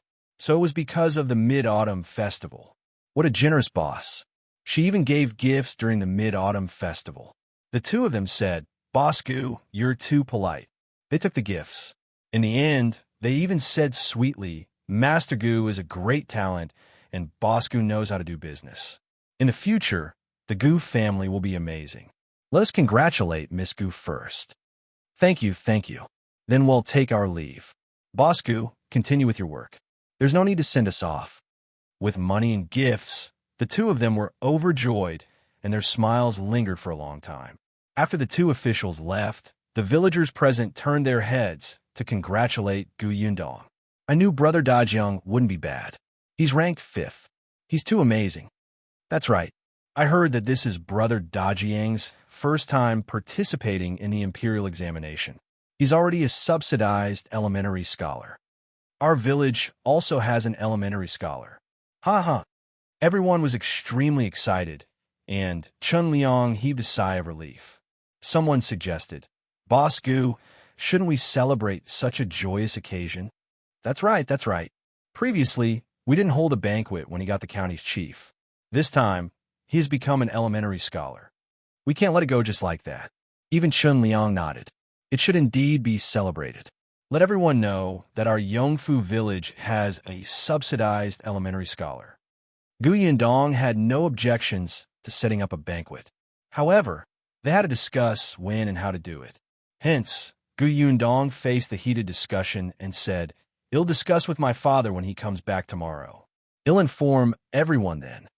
"All right, everyone continue to line up. Let's distribute the Mid-Autumn Moon food first."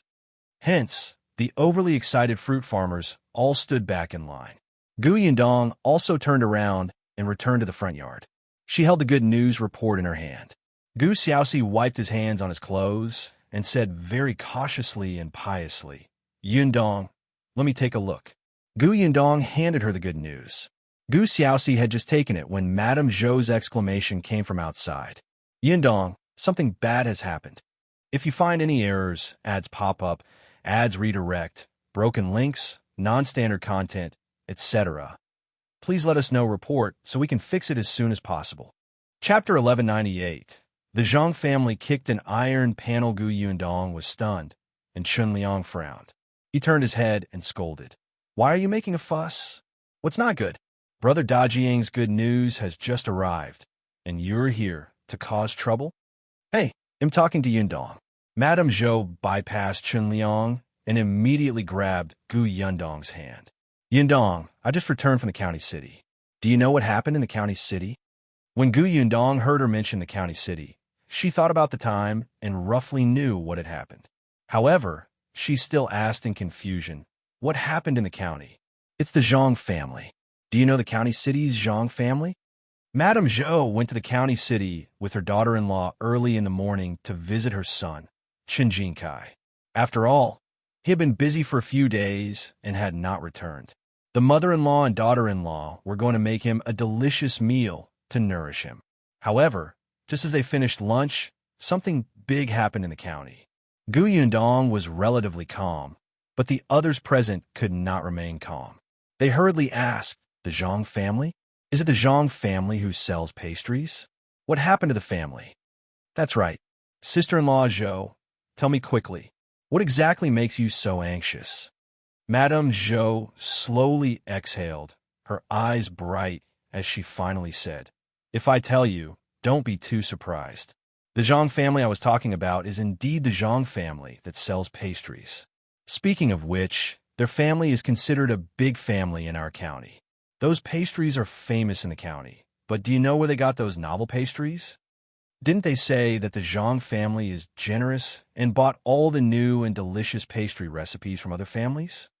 Madame Zhou slapped her thigh. "What? How were they bought?" "They were simply snatched." As she spoke, she began to get excited. "You don't know, but recently a new pastry shop has opened in the county. The pastries made by that pastry shop are delicious, cheap, and especially novel. By the way, the mooncakes that Boss Gu is distributing now were bought from this pastry shop." Everyone was stunned and looked down at the mooncakes in their hands. Madame Zhou continued, "Boss Gu has good taste. Back then, she saw that the mooncakes in this shop were better than the Zhang family's, so she made a reservation. Unexpectedly, when the Zhang family saw that the business of this shop was good and there were many people buying it, they had an idea and wanted the secret pastry recipe of this shop.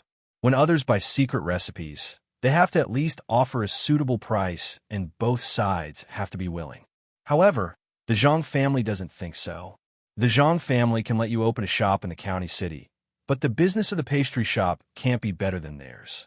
Otherwise, they will be going against the new arrivals. They want the secret recipe of this shop, but they don't have any sincerity at all. They threw 10 taels of silver to buy the secret recipe of others. Tell me, is this humane? 10 taels of silver?" Everyone was in an uproar. They looked at the mooncakes in their hands. Just the number of mooncakes that the Gu family had ordered was worth 10 taels, right? Moreover, there were others. The Zhang family was dreaming. The owner of the shop didn't agree either. The Zhang family was angry, so they found some thugs to cause trouble. They started to threaten and tempt the owner of the shop. Unfortunately, they kicked an iron plate this time. "What iron plate?" Madame Zhou was smug. She snorted and said, "Although this shop is not famous or eye-catching, you definitely won't be able to guess who the owner behind this shop is. If you find any errors, ads pop up, ads redirect, broken links, non-standard content, etc., please let us know report so we can fix it as soon as possible." Chapter 1199. Vomited who? Madame Zhou said mysteriously, "The owner of this shop is from the capital. His family is this." She gave a thumbs up, and everyone was instantly enlightened. His family had a high-ranking official? No wonder. The Zhang family had indeed kicked an iron plate. Gu Yundong knew this better than Madame Zhou. This shop had just been opened not long ago, and the owner was invited over by Wenzheng. They had indeed opened a pastry shop in the capital. Not only the capital, but there were also other places. On the other hand, Shuana Prefecture had yet to open a branch. Logically speaking, if they wanted to open a shop here, they would definitely choose Shuana Prefecture. However, the owner of this shop had some ties with Qingyuan. Qingyuan asked them to come over and help him. He directly opened a shop in Fengkai County first. It would be convenient to open it in Shuanha Prefecture in the future.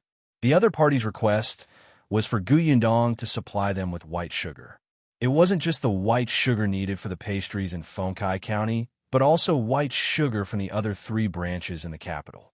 Although they could also buy in the capital, there were many high-ranking officials in the capital. The supply of white sugar could not meet the demand. Their demand for pastries was huge, so they could not snatch enough. Yundong agreed without thinking. She had just built a new workshop, and the production of white sugar had greatly increased. It was not a problem to supply them. Moreover, the price offered by the other party was not low. It could be said that this was a situation where all 3 sides won. Hence, the pastry shop opened in a low-key and luxurious manner. At first, the Zhang family didn't take it seriously. However, when a mid-autumn festival arrived, this pastry shop suddenly became popular. Therefore, the Zhang family began to panic. Do you think it's possible for the Zhang family to deal with the owner of this shop? Madame Zhou's voice pulled her back to her senses. Yundong also listened. Madame Zhou said, as soon as the Zhang family threatened them, the owner of the shop knew and immediately took down the Zhang family. Not only that, but they also reported it to the officials. In 2 days, they found out a lot of dirty things about the Zhang family. It turns out that the Zhang family's secret recipes were snatched from others like this in the past. Some people were unwilling to give it away, so the Zhang family directly hurt them. As she spoke, Madame Zhou's voice suddenly lowered. I heard from someone on the street that 2 families were poor and set up a stall on the road to sell the pastries they made. In the end, the Zhang family took a fancy to them. Not only did the Zhang family destroy their stall, but they also snatched their secret recipes. In the end, they killed them to silence them. Wow, everyone exclaimed. Really? Madame Zhou waved her hand. I heard it on the streets. How would I know if it's true? But I think it's most likely true. Otherwise, why would the government go and arrest the Zhang family? The Zhang family's been arrested? That's not all. I heard that those officials went to the Zhang family's bakery to make pastries. That bakery was extremely dirty. There were many flies and insects crawling on the pastries. It was disgusting. There was dirty and rancid water in the corner that could not be smelled. There were also people working in the workshop whose fingers were dirty. An official had just bought the Zhang family's pastries 2 days ago. When he saw this scene, he vomited. Ugh! Someone beside him couldn't help but retch. The expressions of the fruit farmers who were complaining about Yundong not buying the Zhang family's mooncakes changed, and they almost could not stand still. After a while, they rejoiced in their hearts. Fortunately, their boss was wise and decisive to buy this shop with a strong backer. Otherwise, they would vomit after eating the Zhang family's mooncakes. If you find any errors, ads pop up, ads redirect, broken links, non-standard content, etc., please let us know report so we can fix it as soon as possible. Chapter 1200. The end of the Zhang family, they were not the only ones. There were also many fruit farmers who had doubts in their hearts. Now, they admired Yundong even more. Just now, Madame Zhou had said that the mooncakes in their hands were personally tried by the boss and tasted better than the Zhang family's. Speaking of which, they had profited. Someone wanted to know what happened next, and quickly asked Madame Zhou, what happened after that? Madame Zhou shrugged. Later, I came back. Then, you don't know anything about the Zhang family's ending? How would I know about the Zhang family's ending? I heard it from the people on the street. I asked around. As for the rest, it was the government's business. What did it have to do with her? Everyone was a little disappointed when they heard that. However, the discussions continued. Tong called for everyone to collect the mooncakes first. Shao Qingyuan whispered into Yundong's ear. Shao has been in the county city for the past few days. Well, no, he comes back tonight. Yundong nodded. The Zhang family had to be dealt with. They had helped the Tao family do such a thing, so Wenzheng naturally could not let him off. However, She could not use the excuse that she had colluded with the Tao family as an excuse, so she started with the pastries. In the past 2 months, Wenzheng had long figured out the Zhang family's background. He knew about the dirty things they had done, so he would definitely hit them in one blow and not leave a way out for the Zhang family. Once the Zhang family was finished, the Tao family would take action. After the mooncakes were distributed, the workers in the workshop went back. However, Yongfu village was extremely lively that day. Firstly, the Gu family had given out the mid-autumn festival gifts. Secondly, Gu Dajiang had become an elementary scholar. Thirdly, something big had happened to the Zhang family. Each of these 3 things was enough to make people talk about it. On the Gu family side, they had a happy dinner. Then Gu Xiaoxi pasted the good news report with Gu Dajiang's status as an elementary scholar written on it in the middle of the central room. Gu Yundong was speechless. Only then did she know that nowadays, everyone acted like they were given prizes as students.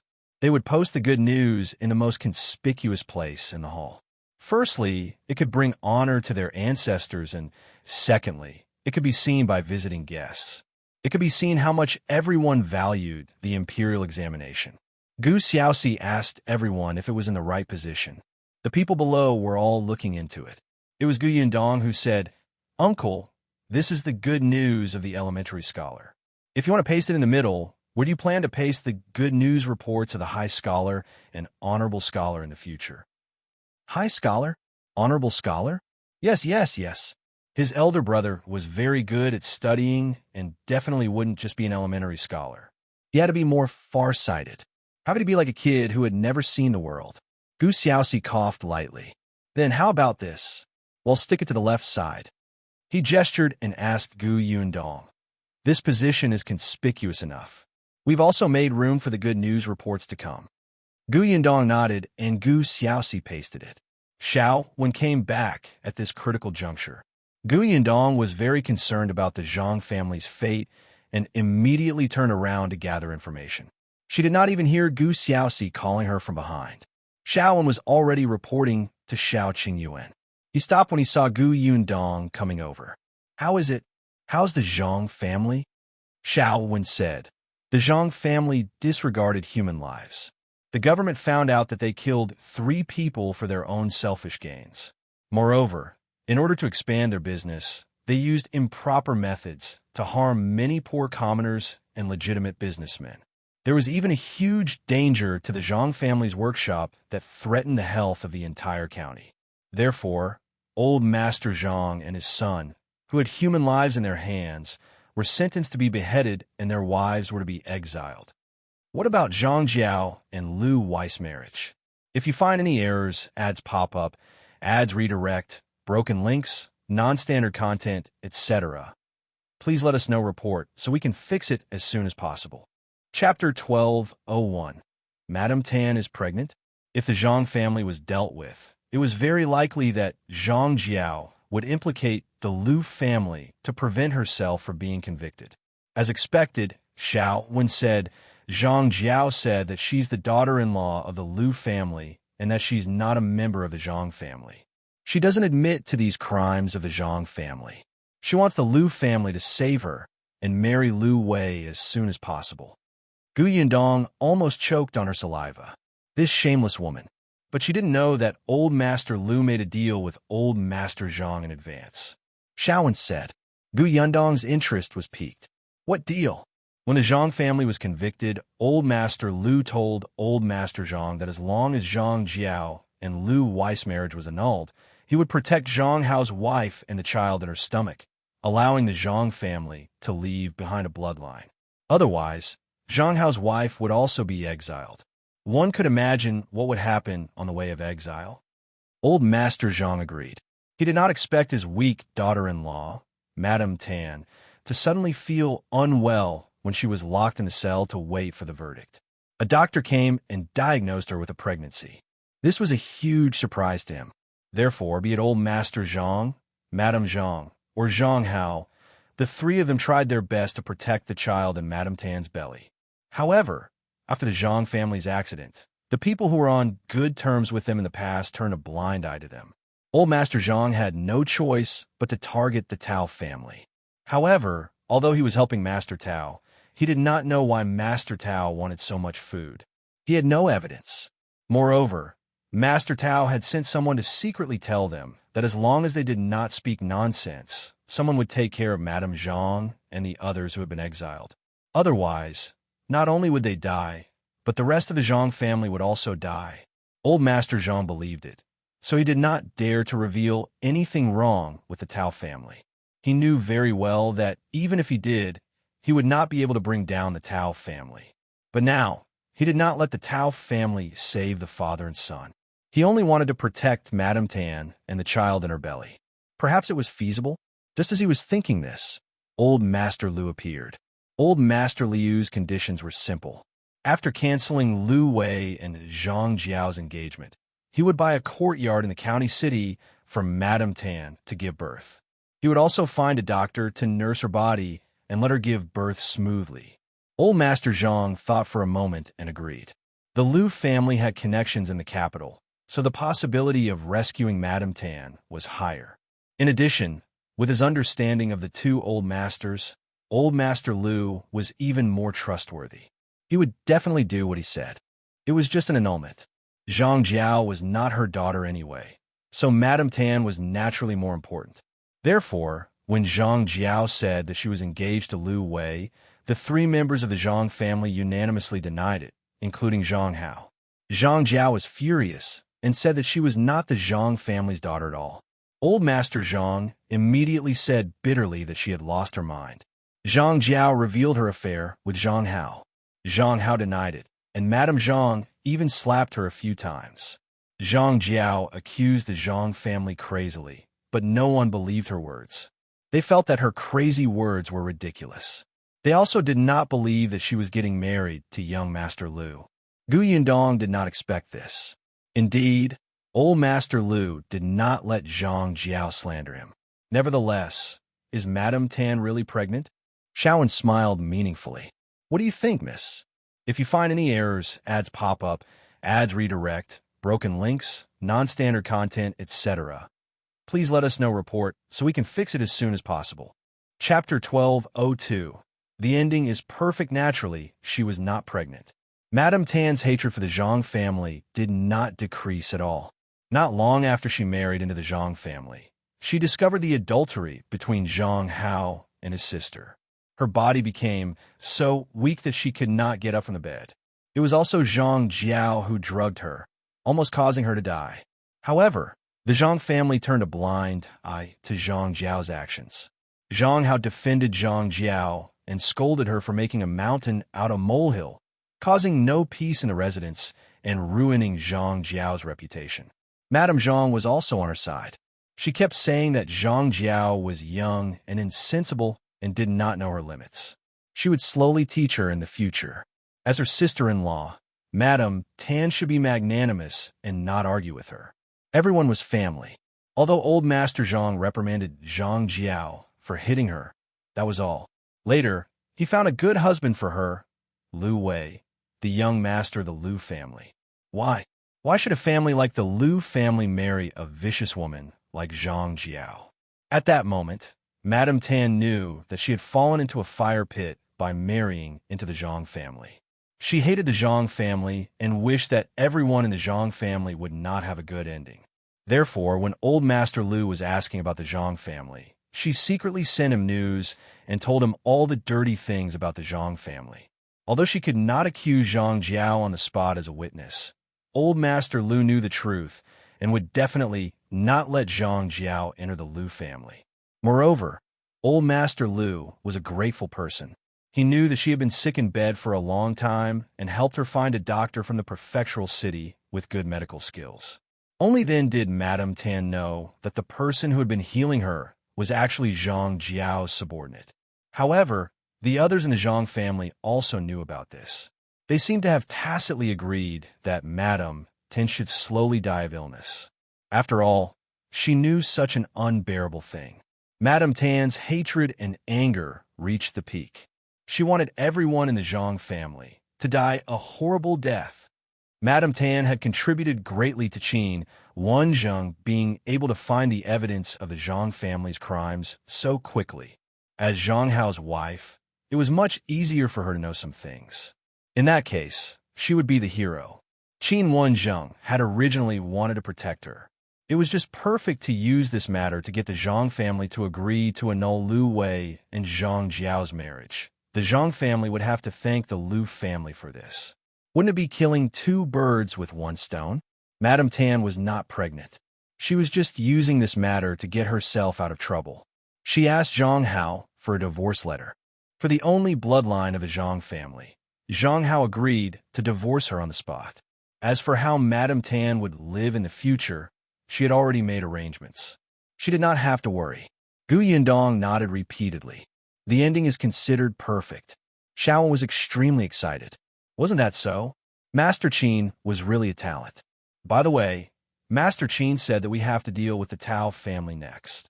How do we deal with them? Using the Tao brothers, Tao Feng and Tao Yin, Shao said. Master Qin said that we can't let the people behind the Tao family know that we have already investigated the Tao family, so we might as well let people think that the Tao family has internal strife and cause the Tao family to change owners. If Master Tao and Tao Xing are harmed, we might be able to lure out the people behind them. Yundong looked up and exchanged glances with Shao Qingyuan. This thought was exactly what they had thought back then. Wenzheng should know how to operate it. He had also discussed it with Tao Feng and Tao Yin. This was good too. Tao Feng and his brother were having a hard time in the Tao family now, so they probably did not mind Wenzheng's actions. If you find any errors, ads pop up, ads redirect, broken links, non-standard content, etc., please let us know report so we can fix it as soon as possible. Chapter 12:03 Mid-Autumn Festival Reunion, but Yundong was not in the mood to pay attention to these things. The next day, Gu Dajiang returned with Madame Yang and Bian Han. Anka came back with them. She planned to stay until Yundong was married before going back. As soon as Gu Dajiang arrived home, Chun Liang and many villagers came to congratulate him. Not only that, but the county also sent over reward money and praised Gu Dajiang. After this commotion, the villagers asked about this celebration. Gu Dajiang had thought about this before.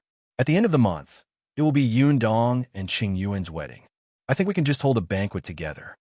Chun Liang did not expect him to have such a plan and was a little surprised. Brother Chun, I'm only an elementary scholar after all. I shouldn't make a big fuss. Moreover, if I stage one now and another at the end of the month, not only will everybody be tired, I will also be criticized by many people. Chun Liang thought about it and felt that it made sense. You are the most considerate. On the other hand, many villagers were a little disappointed.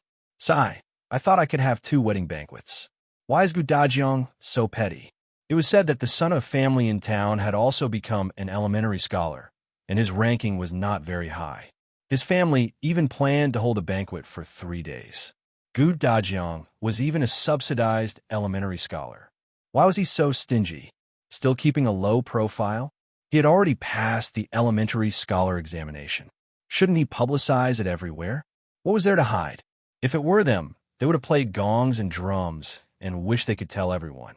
However, everyone could only think about it in their hearts. After congratulating him, they left. Chun Liang shook his head when he saw this. These people only wanted to eat. After everyone left, Gu Dajiang heaved a sigh of relief and entered the central room. Just as he sat down, Kiki came in with a plate of food. What's this? Mooncakes, the little girl said proudly. Big sister and I made them together. They're delicious. I ate 3 today. Gu Dajiang frowned and looked at the large mooncake in his hand. He said, You ate 3 of them? Won't your stomach be bloated? What if you suffer from indigestion? Gu Yundong laughed uncontrollably at the sight. Father, she cut a mooncake into 3 pieces and ate them as 3. Gu Dajiang was speechless. He was getting old and didn't understand what children were thinking these days.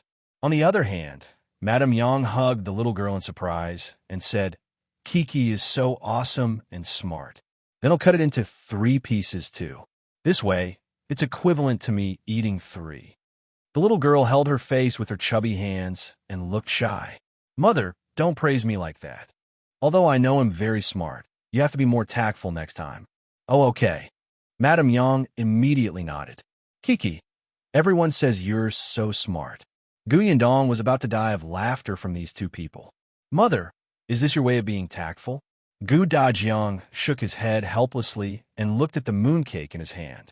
I've never seen such a mooncake before. It looks quite delicious. He took a bite, and his eyes lit up slightly.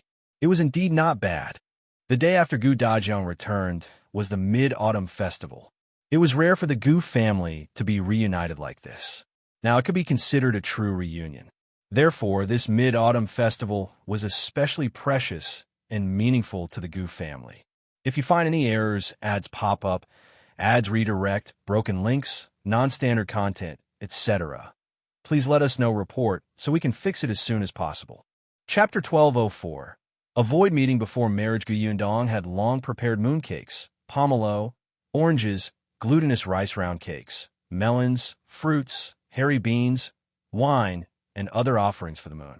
When the moon came out at night, Shao Qingyuan moved the huge table to the courtyard. Everyone immediately got busy and placed the offerings on the table. The moon-worshipping ritual also had a process, but the countryside was not so particular. After a small ritual, everyone sat on mats under the moonlight and began to drink and chat. The wine was fruit wine. Gu Yundong even concocted a few drinks for the children to drink. It was rare for the entire family to calm down and chat together. Gu Dafeng was very happy. He took a sip of fruit wine and said, "In the past, I was always busy earning money. I never thought that there would be such a day." Gu Yundong turned to look at her. "How's eldest aunt's business recently?" Speaking of this, Gu Dafeng was even happier. She suddenly clapped her hands and said, "Everything's great. There are really many rich families who want slides. My husband took on a lot of work and even took in a disciple." Gu Yundong was surprised. "Disciple?" Bianhan waved his hand. "What disciple?" "It's that little six." "Little six?" Gu Yundong thought for a long time, and the corners of her mouth twitched. "That local tyrant?" "Yes, he's probably afraid of you, so he takes good care of our family. The last time I went out, I walked for a long time and was a little uncomfortable. When he saw me, he immediately helped me home. Later, he helped me a few times. He can't be considered my disciple. He just helped me. I paid him some money." One had to know that in this day and age, being someone's disciple meant working for nothing. Then will the local boss agree? Gu Dafeng shook her head. "I heard from Little Six that he seems to have fallen out with their boss." Gu Yundong was speechless. All right, they would settle this matter themselves. However, the prosperity of her uncle's business was still worth celebrating. Presumably, not long after, their shop would be able to open. Everyone clinked glasses and talked about Gu Xiaoxi. He was quite busy now. Perhaps because he had a family and children, he worked very hard. Seeing that his brother and sister had a promising future, he was anxious too, but he really did not have the ability. Wasn't there an old saying that one should eat as much rice as one could? He felt that farming was not bad. At least for now, he wanted to serve his few acres of land well. Everyone present supported his idea. It was good to be down to earth. With such a calm heart, who would say that she was useless in the future? Gu Dajiang ate a mooncake and narrowed his eyes at the moonlight above his head. He was very satisfied. That night, the Gu family chatted until very late. When Shao Qingyuan left, his gaze landed on Gu Yundong for a long time. After tonight, he would not be able to see her again from tomorrow onwards. Yes, eldest Aunt Gu and Aunt Ku said that they should avoid seeing each other before getting married. After the Mid-Autumn Festival, they began to prepare for the wedding banquet. Gu Yundong's wedding gifts were all prepared, and all the specifications were personally monitored by Aunt Ku. The day before the wedding, both the Shao family and the Gu family's courtyard were filled with all kinds of things.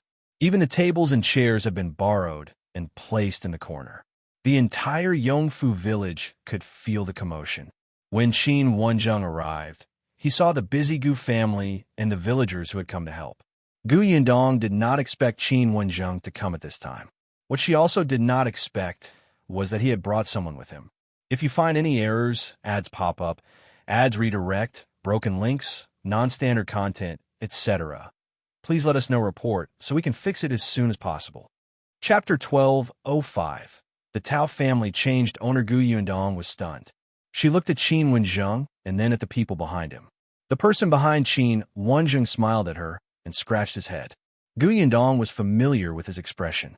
Sister Gu, so this is your home? It's so big and spectacular. Gu Yundong suddenly came back to her senses. Qin Shu, why are you here? Qin Shu looked at Qin Wenzheng. Mr. Qin brought me here. He said that you live here and that you and brother Shao are getting married tomorrow. So I wanted to come and take a look. Gu Yundong quickly stepped aside. Come in first. Let's talk inside. Qin Shu let out a sigh and walked inside happily. Along the way, he looked around the Gu family's large house. He was still as curious as the young man who had just walked out of Qinan village. When he saw Gu Dajiang and the others along the way, he immediately greeted them obediently. The others were also quite curious about Qin Shu. They looked up and sized him up. Qin Shu immediately felt embarrassed. It was not until the three of them reached the study that he slowly exhaled. Gu Yundong poured him a cup of sugar water. Qin Shu took a sip slowly and his eyes widened in joy. It's delicious. Gu Yundong smiled. This is made with white sugar. If you like it, I'll give you a packet later. Qin Shu did not know in the past. Later on, when he was on the mountain, he had more or less heard that white sugar was a precious thing. He immediately shook his head. When he lowered his head to drink tea, he began to take small sips. Gu Yundong laughed and looked up at Qin Wenzheng.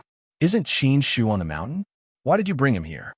Qin Wenzheng also took a sip of tea. After a moment, he said, the Tao family has changed owners. Gu Yundong was stunned. Then, her eyes lit up. Tao Feng and Tao Yin pushed Master Tao out. Yes. Qin Wenzheng nodded. My original intention was to use Master Tao's accident to lure out the person behind him. Things were indeed progressing very smoothly. Just as Master Tao was about to be replaced by his two sons, someone helped him from behind. Unfortunately, with me around, Tao Feng and Tao Yin were naturally prepared. Even if Master Tao had someone to help him, he only struggled a little. That person saw that Master Tao was in a hopeless situation and directly treated him as an abandoned pawn to silence him. Gu Yundong was stunned. Master Tao is dead? Yes, he was poisoned to death. That person was probably angry that Tao Feng and Tao Yin had ruined his plans and wanted to pin the crime of angering Master Tao to death on the two of them. Therefore, Master Tao vomited blood when he quarreled with Tao Feng and died on the spot.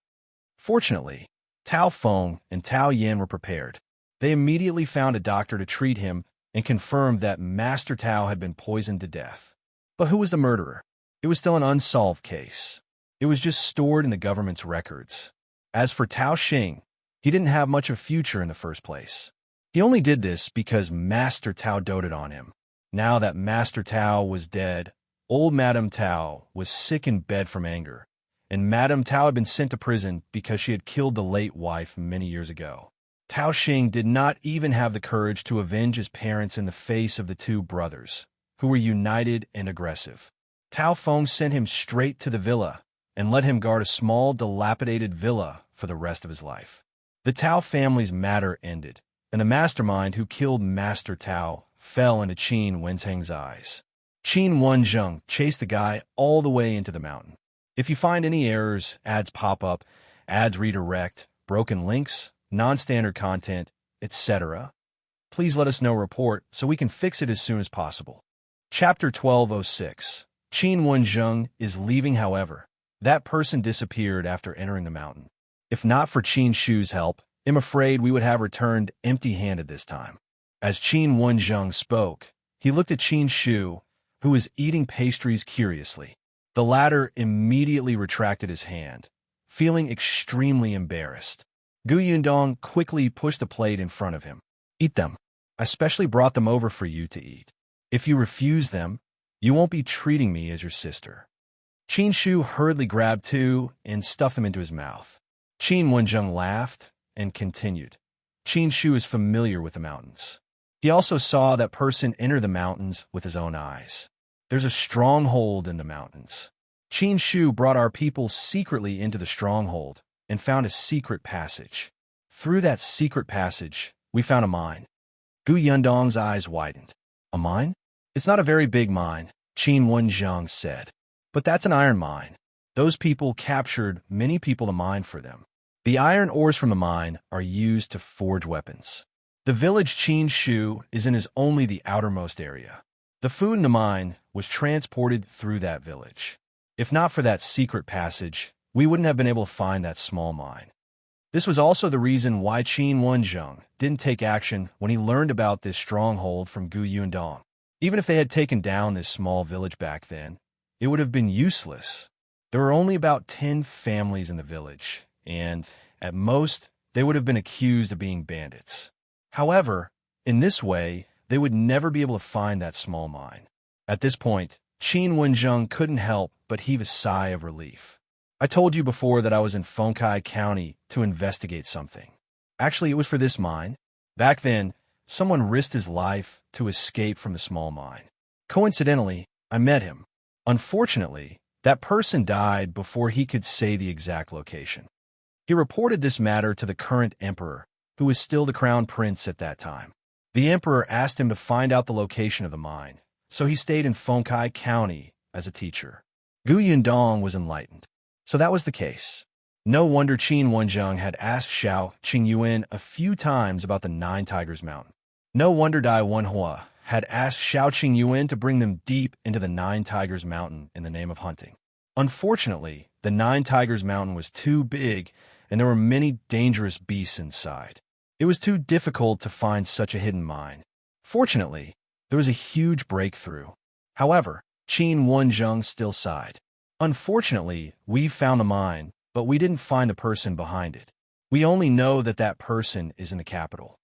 Gu Yundong suddenly realized something. Her eyes flickered and she asked in a low voice, "You are going back to the capital?" "Yes." As expected, Gu Yundong felt a little reluctant. Although they usually argued and despised each other, they were already friends. They had worked together more than once or twice. She had helped Wenzheng a few times, and Wenzheng similarly did not treat her as an outsider and protected her the entire time. But don't worry. Even if I leave, no one will dare to touch your workshops now. Not to mention anything else, the few big families in the county have a good relationship with you. Wasn't that so? There was no need to mention the Liu family. The Peng family also took good care of Gu Yundong. Without Master Tao in charge of the Tao family, they were also very friendly to Gu Yundong. The Zhang family was even directly destroyed. The new pastry shop in the county had already formed a cooperative relationship with Gu Yundong. If you find any errors, ads pop up, ads redirect, broken links, non-standard content, etc., please let us know report so we can fix it as soon as possible.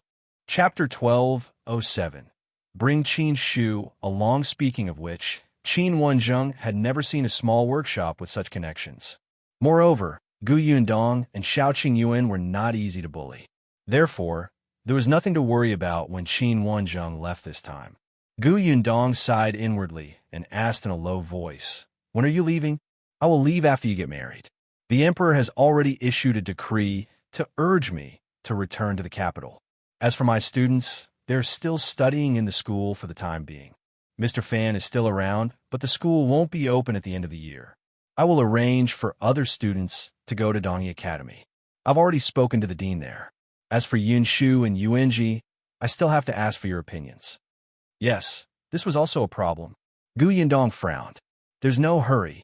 They'll discuss it with father and the others later. All right, Wenzheng nodded. He suddenly glanced at Qin Shu and said, "There's one more thing. I plan to bring Qin Shu with me to the capital." Gu Yundong was stunned and turned to look at Qin Shu. Qin Shu was so shocked that he forgot to eat his pastries. His mouth was full and his face was filled with shock. Obviously, he did not know about it before. Seeing that the two people in the study were looking at him, Qin Shu hurriedly wiped the corners of his mouth and swallowed the pastry. He stammered, "Mr. Qin, what did you say? You want to take me to the capital?" Oh my God, that was the capital. Uncle Village Chief had said that it was under the emperor's feet. It was the most prosperous and desirable place in the Dajing country. He had never even been to the county city before. Now he could go to the capital? Qin Shu blinked. After a while, he suddenly shook his head and said, "No, I promised Sister Gu that I would follow her to see the world in the future." Qin Wenzheng looked at Gu Yundong, who was deep in thought. To be honest, with Qin Shu's personality, he was actually not suitable to go to a complicated territory like the capital. Over there, not to mention Qin Shu, even Qin Wenzheng had to be careful not to make a mistake. The people Qin Shu had interacted with in the past were very simple. The most complicated ones were the people in the village. They might have grown a little these days, but the waters in the capital were too deep. However, a person like Qin Wenzheng could learn a lot of skills by his side. It was also a huge benefit to Qin Shu. After a pause, she looked at Qin Shu and asked, "Then do you want to go to the capital? Do you want to stay by Mr. Qin's side?" Qin Shu was stunned. Did he want to? Should he say yes or no? Qin Shu glanced at Qin Wenzheng. Actually, this Mr. Qin was very powerful. Back on the mountain, he had personally seen Mr. Qin calmly commanding others. He had watched as the man faced the leader of the mine with a sword without changing his expression. Mr. Qin seemed to be very powerful, 100 times more powerful than anyone he had ever seen. Qin Shu wanted to follow him. He wanted to learn from him. All right, Gu Yundong did not need him to answer. Just by looking at his eyes, she could tell what he was thinking. After all, this person really did not know how to hide himself. All right, then you can follow Mr. Qin. From now on, you should learn more and talk less. Okay? Watch more, learn more, and speak less. These words would accompany Qin Shu's growth in the future, causing him to be pulled back a few times before making mistakes. Qin Shu nodded vigorously. This matter was settled just like that. If you find any errors, ads pop up, ads redirect, broken links, non-standard content, etc., please let us know report so we can fix it as soon as possible. Chapter 12:08. Big Day Qin Wenzheng told her not to worry. It was not to the extent that he could not even protect Qin Shu. He has made a contribution this time. It's not too much to ask the emperor for a reward. Although Qin Shu has little contact with outsiders, he's sincere. He's actually quite smart. If he's taught well, his future will definitely not be bad. Gu Yundong nodded. Wasn't she thinking the same?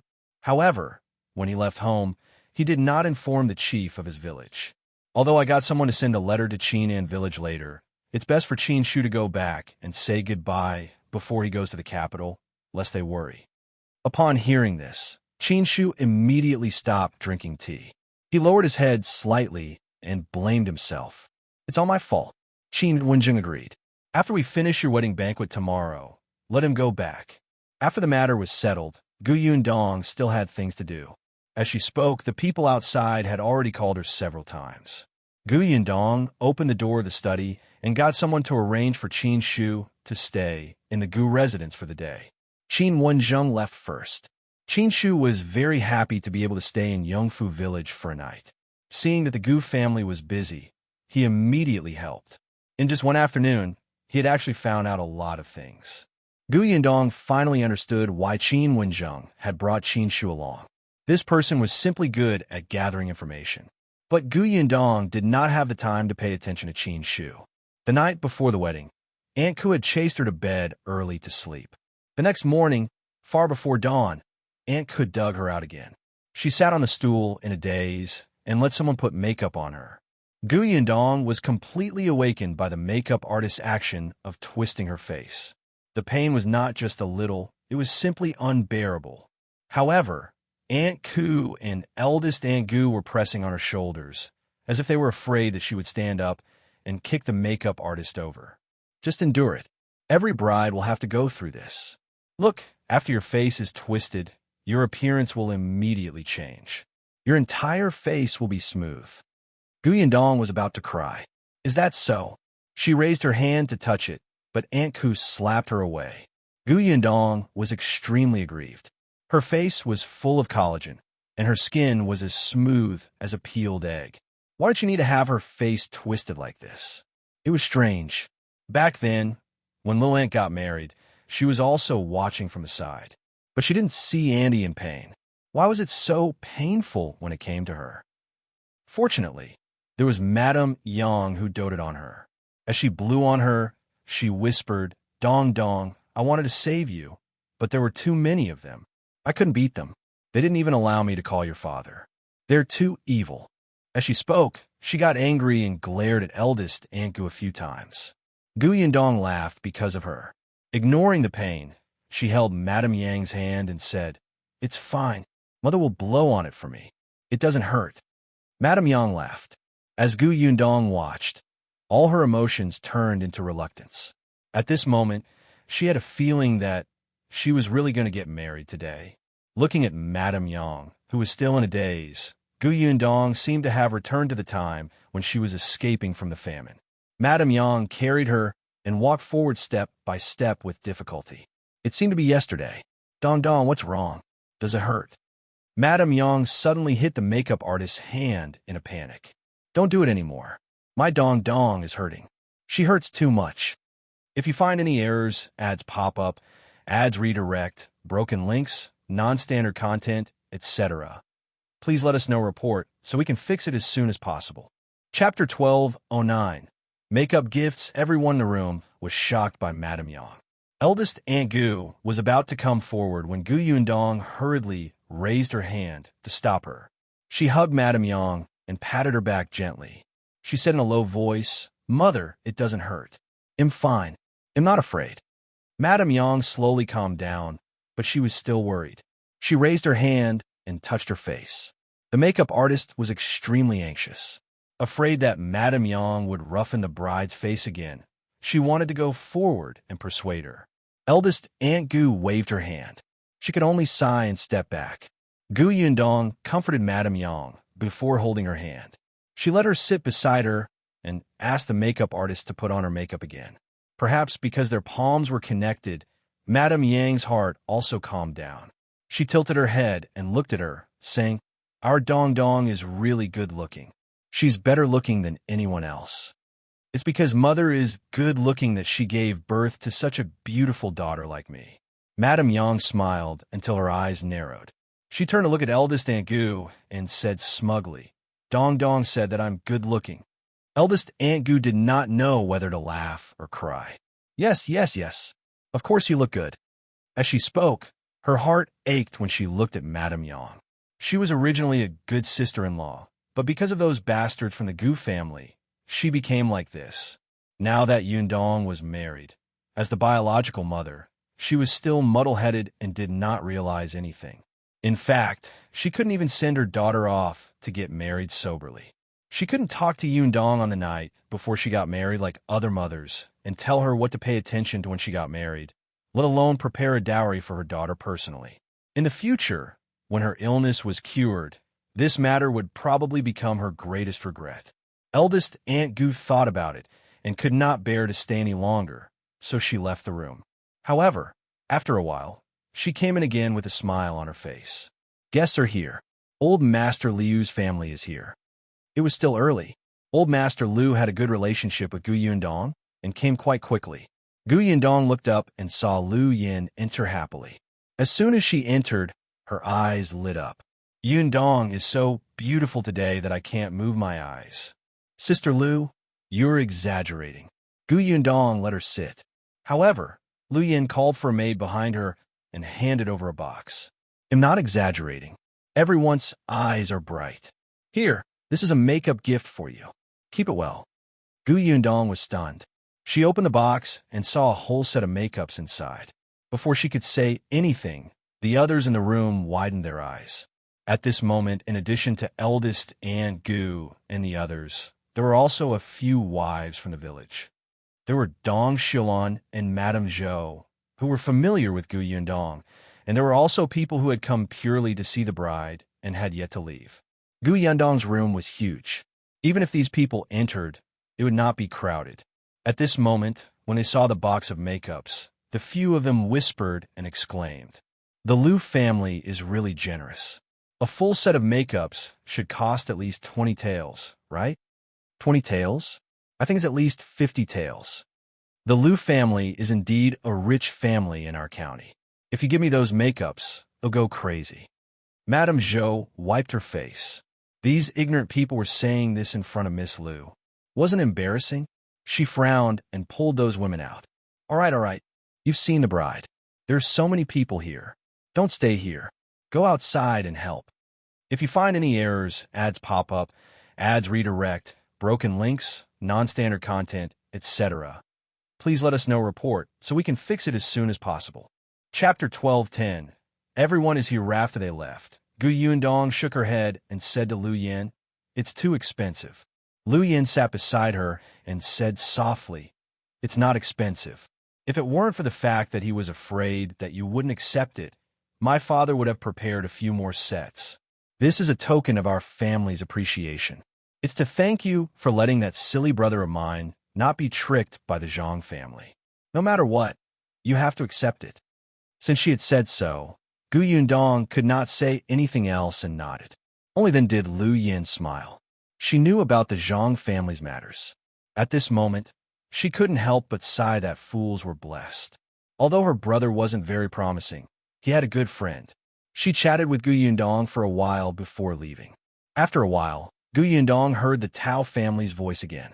Then, Wenzheng and his wife came over.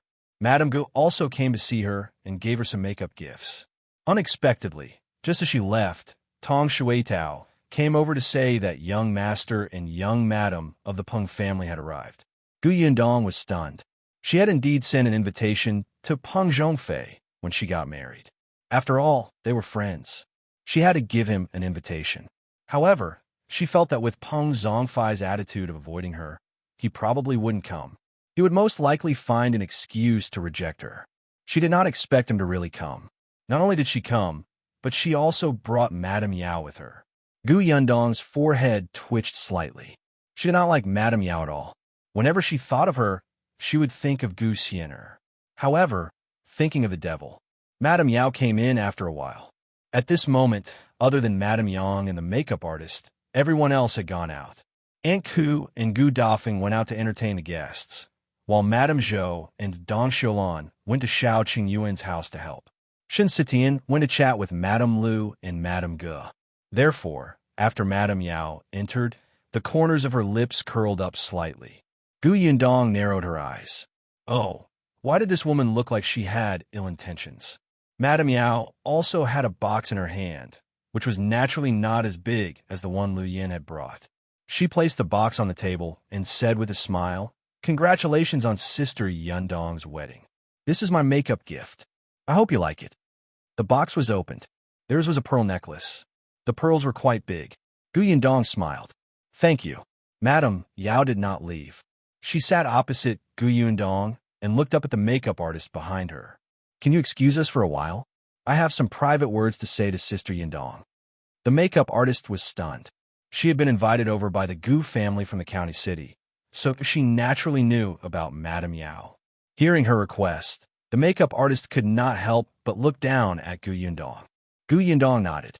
"Go out and eat something first. You worked hard today." "All right, then call me if you need anything, Miss Gu." The makeup artist tidied up the dressing table slightly and glanced at Madame Yao.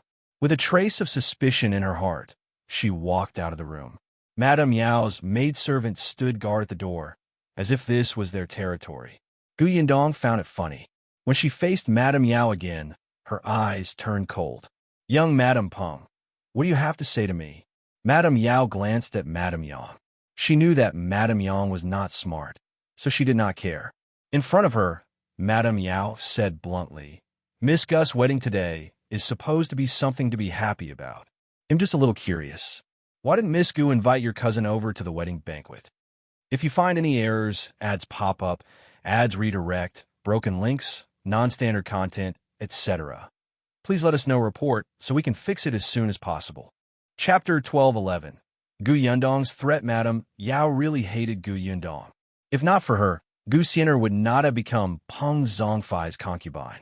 Although Peng Zhongfei didn't like her, it was enough to disgust Madame Yao. Moreover, ever since that incident, Peng Zhongfei had been very impatient with her. Other than bringing her out on necessary occasions to give her some face, he almost never stepped into her room. She was not as useful as concubine Xia in the Peng residence these days. Madame Yao was so angry that she fought with concubine Xia. But deep in her heart, She hated Gu Yundong as much. Initially, she would have suppressed this hatred. After all, it was rare for her husband to bring her out. If she dared to cause trouble, her life would probably be even worse in the future. But today was Gu Yundong's wedding day. She looked extremely beautiful and blissful. Gu Yundong was so blissful that it hurt her eyes. In the end, Madame Yao couldn't suppress the resentment in her heart and wanted to cut a crack on such a big day. Hence, she deliberately mentioned Gu Xiener as if she was trying to disgust Gu Yundong. However, Gu Yundong looked at her strangely. Gu Xiener? She's not here anymore. Where can I invite her? Madame Yao smiled and said, So you still know that she's gone? Back then, you were the one who personally sent her to my husband as a concubine.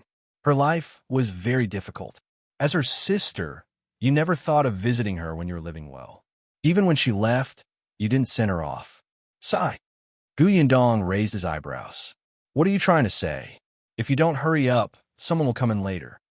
Madame Yao was a little angry, but she quickly smiled. There's nothing to say. I'm just a little curious. Does your father know about this? Does he know that his biological niece was sent to another man's bed by his biological daughter? Does he know that his biological niece lost her life in this unfamiliar place? Does he know that no one collected his biological niece's corpse? Saying all this on Gu Yundong's wedding day was clearly to cause trouble.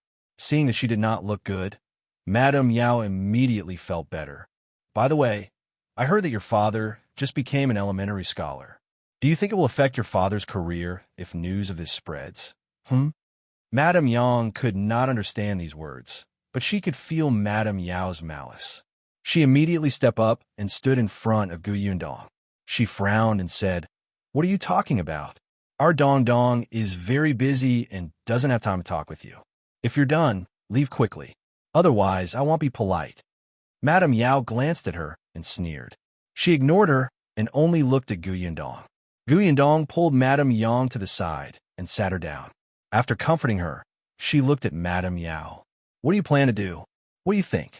Gu Yundong smiled and said, Do you want my father to think I'm a ruthless daughter who doesn't care about her cousin? Or do you want to ruin my father's reputation?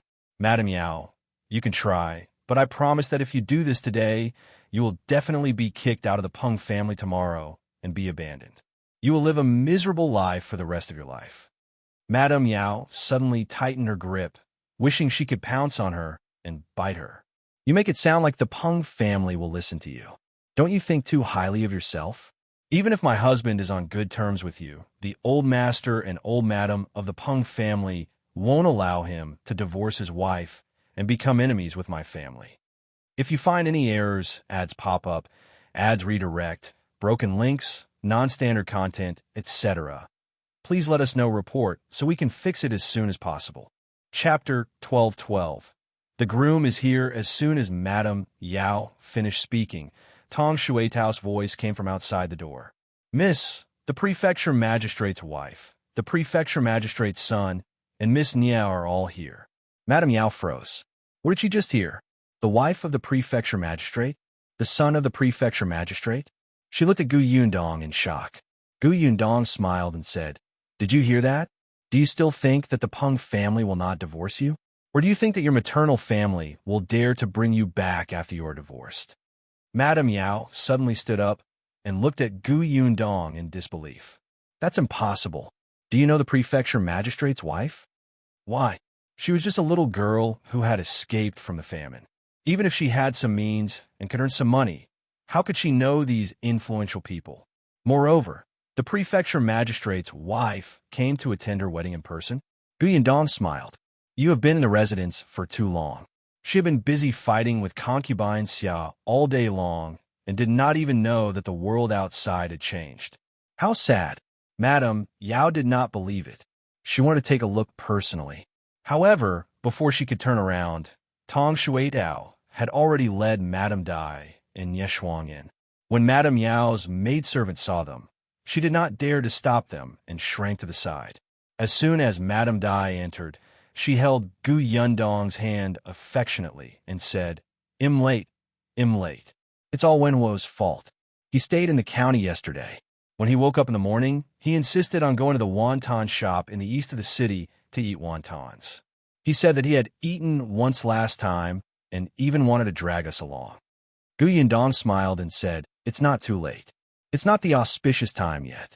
I already told you to stay in my house yesterday, but you had to stay in the county city. How inconvenient. Don't. It's too troublesome for a bunch of people like us to stay in your house. It's fine to stay in an inn. Last time, I went to your house and walked around Yongfu Village. I hadn't seen much of the county city yet, so I could take this time to stroll around. There were more than 3 people when Madame Dai and the others went out. There were also more than 10 maidservants, old women, guards, and coachmen." Shuang nodded. That's right. The county city is quite fun." Madame Dai hurriedly brought her gifts over. She had given the bride a pair of jade bracelets. One look, and everybody could tell that they were of very good quality. They must be very expensive. Shuang had given the bride a hairpin. According to her, she had bought it when she went back to the capital last time. She had liked it at first glance and felt that it was especially compatible with Yundong. She had brought it back and was waiting to use it today. She also brought a pair of earrings that Miss Bao had given her. Miss Bao had something to do at home, so she did not attend her marriage. The room was filled with laughter. It was obvious that they were very close. Madame Yao, who had already retreated to a corner, felt her entire body turn cold. She had seen Madame Dai before. It was definitely Madame Dai. There was also Miss Nya. In the prefecture capital's Nya residence, she was someone the Peng family did not dare to reach. They actually had such a good relationship with Yundong. How is that possible? If Yundong's backer was them, then the Peng family might really abandon her. Yundong took the time to glance at Madame Yao. Madame Yao's expression changed drastically, and she suddenly lowered her head. Yundong knew that she would not dare to cause trouble again. Madame Dai was a meticulous person. She also looked at Madame Yao, but she did not say anything. Instead, she spoke patiently to Madame Yao. At this moment, there was the commotion of the groom coming to pick up the bride. "The groom is here. If you find any errors, ads pop up, ads redirect, broken links, non-standard content, etc. Please let us know report so we can fix it as soon as possible." Chapter 12:13. Blocking the door with a splash, many people rushed in. Eldest Aunt Gu asked Yundong to quickly cover her head. She sat by the bed and waited quietly. Madame Dai, Shuang, and the others also walked out of the room. Madame Yao also took advantage of the chaos to go out. She didn't dare to have any other thoughts. She went out to look for Peng Zhongfei, but she didn't expect to hear that Peng Zhongfei had gone to the Shao family. She immediately felt choked in her heart and almost spat out a mouthful of blood. She wanted to leave the Gu family, but the door was already closed. There was a group of people blocking the door. There were 3 small stools with 3 people sitting on them. Yinshu, Yunke, and Yuenji sat facing the door like vanguards. Behind them stood the Zhang siblings, Niu Dan and Lu Dan, as well as Lu Yi, Qin Anning, Lu Hongxiao, and the other children. The people who came to watch the show were stunned. They did not expect that the people blocking the door were all children. This made Gu Xiaoxi, Qin Shu, Nie Shuang, Shun Sitian, and the others, who had originally planned to stop them, retreat to the back. The corners of their mouths twitched as they looked at this group of children. The onlookers laughed out loud. The entire courtyard was bustling with activity. Madame Dai watched from afar and could not help but say to Aunt Ku, "Can the children block it?" With those children around, the people outside won't dare to push the door open. Madame Dai raised her eyebrows. That was true. As she was thinking, a loud shout came from outside the door. "The groom is here to pick up the bride. Open the door." Upon hearing this energetic voice, everybody knew that it was Lu Wei. Yinshu, who was sitting in the middle of the stools, stood up from the small stool. With his hands on his hips, he shouted outside the door, "If you want to marry my sister, you have to pass my test first." Yes, pass the test first." The children's tender voices followed. Lu Wei, who was outside the door, laughed. He moved closer to the nervous Shao Qingyuan and said, "Don't worry. I've already asked Lu Yi to inquire about the test from Yinshu. It's just poetry and poking and such. You have Brother Dai and me by your side. We can help you through." With that, he shouted at the door, "All right, then set the questions." "All right, listen up." Yinshu patted his new clothes and coughed lightly. He raised his chin slightly and made a very handsome posture for himself before saying, "May I ask why a shop assistant's son has never called him father?" Everyone was speechless. "Huh?" Shao Qingyuan slowly turned his head and looked at Lu Wei, who was eager to answer but turned stiff because of the unexpected question. "Poetry and poking." Lu Wei slowly closed his chin and laughed dryly. "I was deceived by that brat Lu. That spy. He. Dai Wenhua couldn't help but roll his eyes and say, "Think of the answer first." Lu Wei nodded. Yes. Think about the answer first." Then he shouted at Shao Wan, Shao Wu, Shao Shuang, Shao Quan, the two Tao brothers, Peng Zhongfei, and a large group of villagers who had come to watch the show. Everyone helped think about it. Not only them, but even the people behind the door were lowering their heads to think of the answer. What was going on? Why didn't his son call him father? "I got it," Lu Wei shouted from outside the door. "Because the shop assistant doesn't treat his son well. His son hates him and refuses to call him father. If you find any errors, ads pop up, ads redirect, broken links, non-standard content, etc., please let us know report so we can fix it as soon as possible." Chapter 12:14. Brainstorm No. Yunshu shook his head. "Next." Dai Wenhua frowned and guessed, could it be because this child was adopted by the shop assistant? He hasn't had the time to change his words? That's not right either. Peng Zhongfei immediately shouted, "I know. It must be because this shop assistant was cheated on by his wife. This son belongs to old Wang next door." Everyone was speechless. Shao Qingyan, Lu Wei, Dai Wenhua, and the others silently turned to look at Peng Zhongfei. They had the urge to beat him up. Lu Wei even reached out and pointed at him. "Are you stupid? How could a child like him come up with such a question?" Peng Zhongfei was unconvinced. "Do you dare to say that you didn't have such thoughts just now?" Anyway, this was the first answer that came to his mind after he heard the question. Lu Wei and the others fell silent.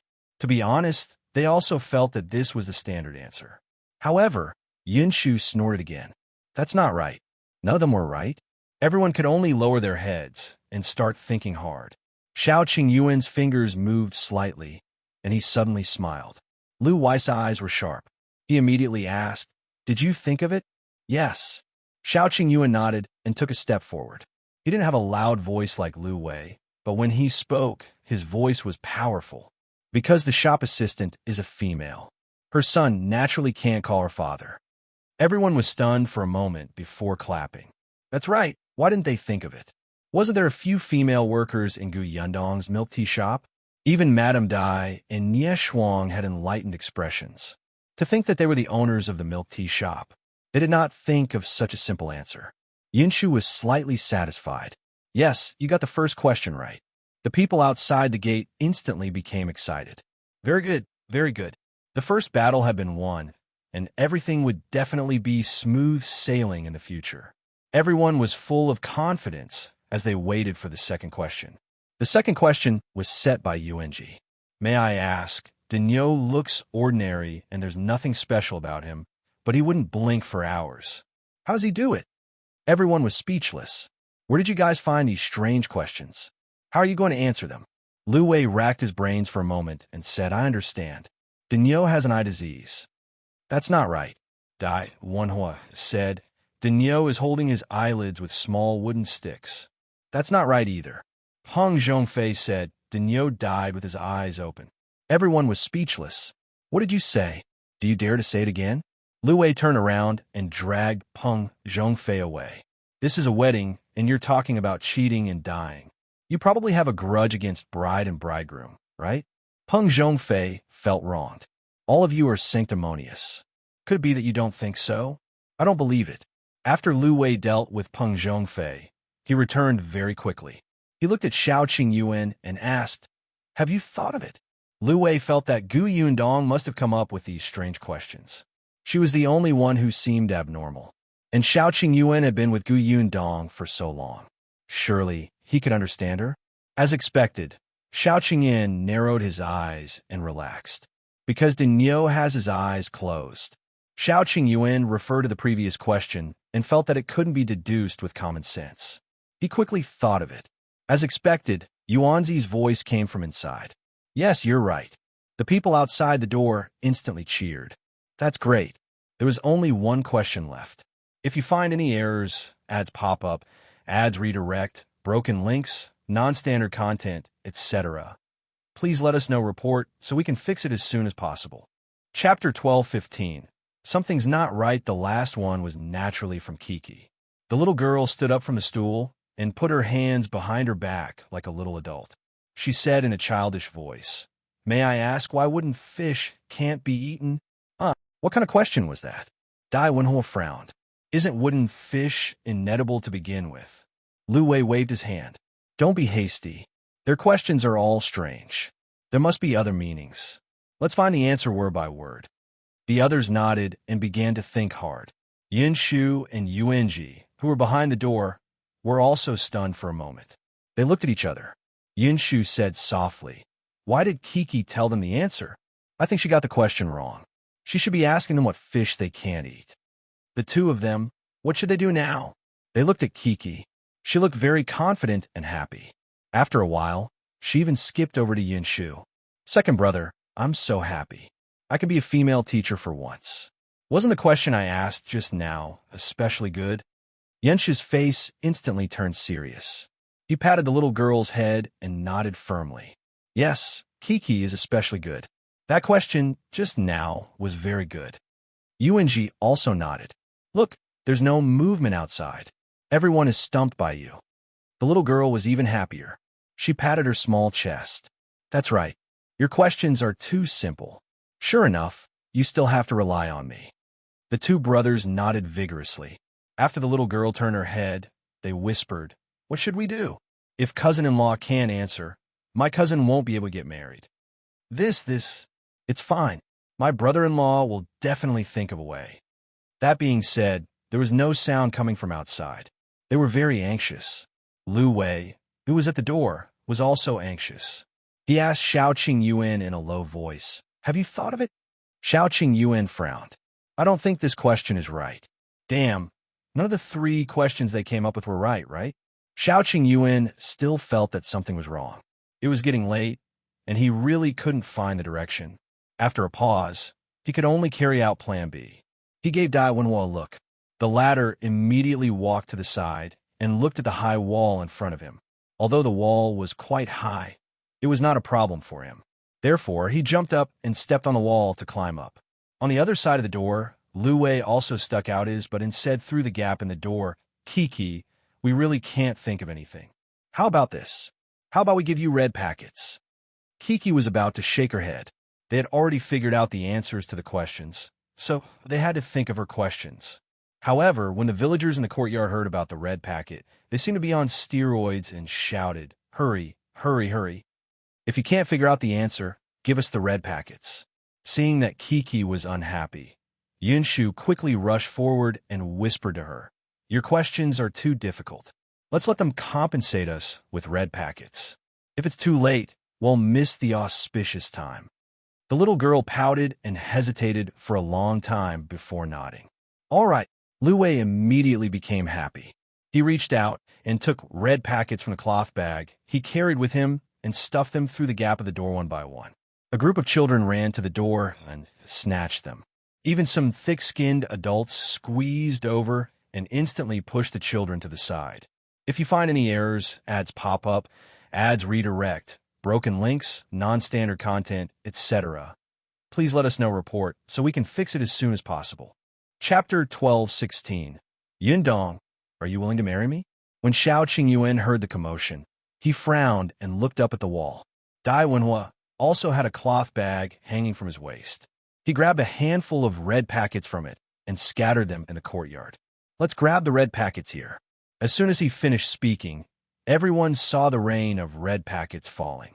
Compared to snatching red packets from under the door, of course, there were more scattered in the courtyard. The crowd dispersed. The adults had gone to the courtyard. Even the children had gone. Lu Wei chuckled and said to Kiki and the others at the door, Don't worry, I'm giving you big red packets. Those are not even as big as yours. Hurry up, and put them away. Kiki's eyes lit up. She hurriedly nodded and placed the red packets into her small bag. Then, she waved her small hand domineeringly and said to her brother, "All right, open the door. Let them in." Yinshu and Yunji were speechless. "Aren't you two easily bribed?" However, she was not the only one who was bribed. Soon, 2 adults ran over and removed the bolt. Then, they carried the 3 children and stood to the side. As soon as the door opened, the people outside instantly rushed in. Yinshu and Yunji were dumbfounded. Could it be like this? Shao Qingyuan walked in elegantly in a red wedding suit. His usually indifferent face was filled with joy, and there was a smile at the corners of his eyes. As soon as he entered, he reached out and rubbed the children's heads. He took out 3 big red packets from his sleeve and placed them in their hands. After the 3 children accepted the red packets, Shao Qingyuan strode towards the new house. The sound of firecrackers could be heard outside the door. Along the way, someone shouted, "The groom is here. Hurry up, the groom is here." Yundong, who had been sitting in the room and listening to the commotion outside, suddenly felt her heart beating rapidly. Her fingers subconsciously tightened around the wedding dress. Gu Dafeng quickly reached out to pull her and said softly, "Calm down." She couldn't calm down. Shao Qingyuan entered and saw the person sitting on the edge of the bed. She was wearing a bright red wedding dress and had a red veil over her head. She sat there obediently like a painting. Shao Qingyuan's throat instantly became dry.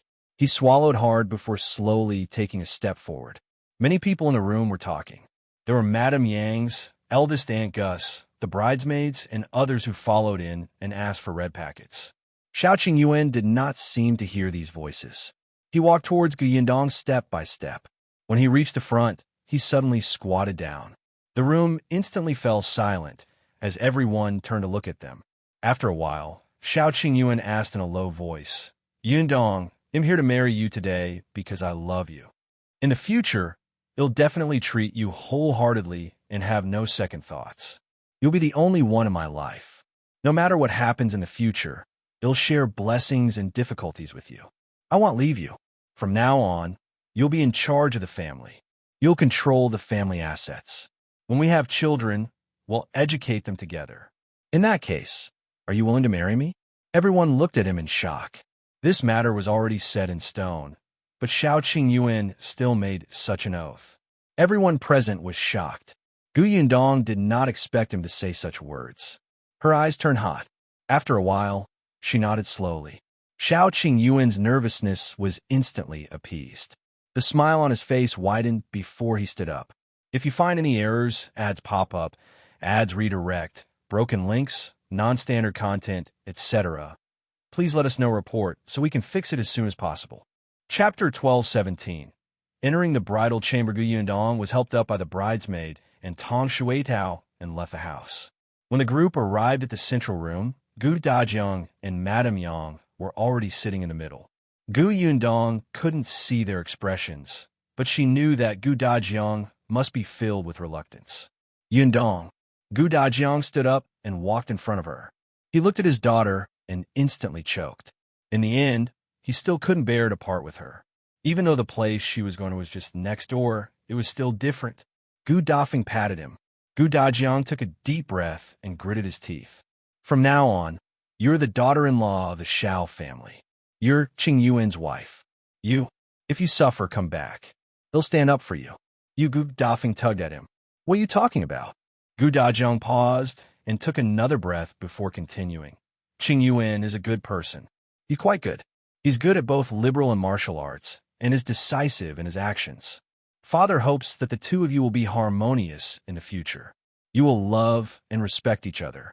You have to be considerate when you encounter things. You'll grow old together, understand?" Gu Yundong's eyes stung even more. After a while, she hummed softly. "Father, I know." Gu Dajiang looked at Shao Qingyuan. "I'll give my daughter to you. Father, don't worry. I'll take good care of Yundong and not let her suffer. I'll dote on her and love her." Gu Dajiang exhaled and looked at Madame Yang. Madame Yang held Gu Yundong's hand tightly, as if she finally realized that Yundong was getting married. Tears streamed down her face. "Dong, don't go." Gu Dajiang held back his reluctance and helped Madame Yang back slightly. Then he waved his hand. All right, don't miss the auspicious time. The bridesmaid hurriedly led Gu Yundong out and urged the bridal sedan chair to get ready. Gu Yundong walked a few steps and turned around. Hearing Madame Yang's cries, she could not move her feet. The bridesmaid began to urge her a second time and finally helped her out of the central room. Gu Dajiang and Madame Yang chased after them for a few steps. The firecrackers outside were even louder, and the guests' voices were lively. Seeing Gu Yundong get into the bridal sedan, Gu Dajiang finally couldn't help but turn around and return to his room. Madame Yang was stunned and hurriedly followed. The moment she pushed open the door, she saw Gu Dajiang wiping his eyes with a handkerchief. His eyes were red. Seeing Madame Yang enter, he forced a smile and said, "I'm fine. The wind was a little strong just now, and there was sand in my eyes." Madame Yang didn't know if she believed him or not. She took the handkerchief from his hand and wiped it for him. Gu Yundong sat in the sedan chair with her head slightly lowered, but her mind kept replaying her parents' sobbing voices. Like Gu Xiaoxi's wedding, the sedan chair walked around the village and finally stopped in front of the Shao family's house. The bridesmaid helped the bride out of the sedan chair, stepped over the brazier, and walked on the red felt. Finally, she stood on the right side of the wedding hall. Shao Qingyuan stood on the left, holding the red silk in his hand. He and Gu Yundong held on both sides.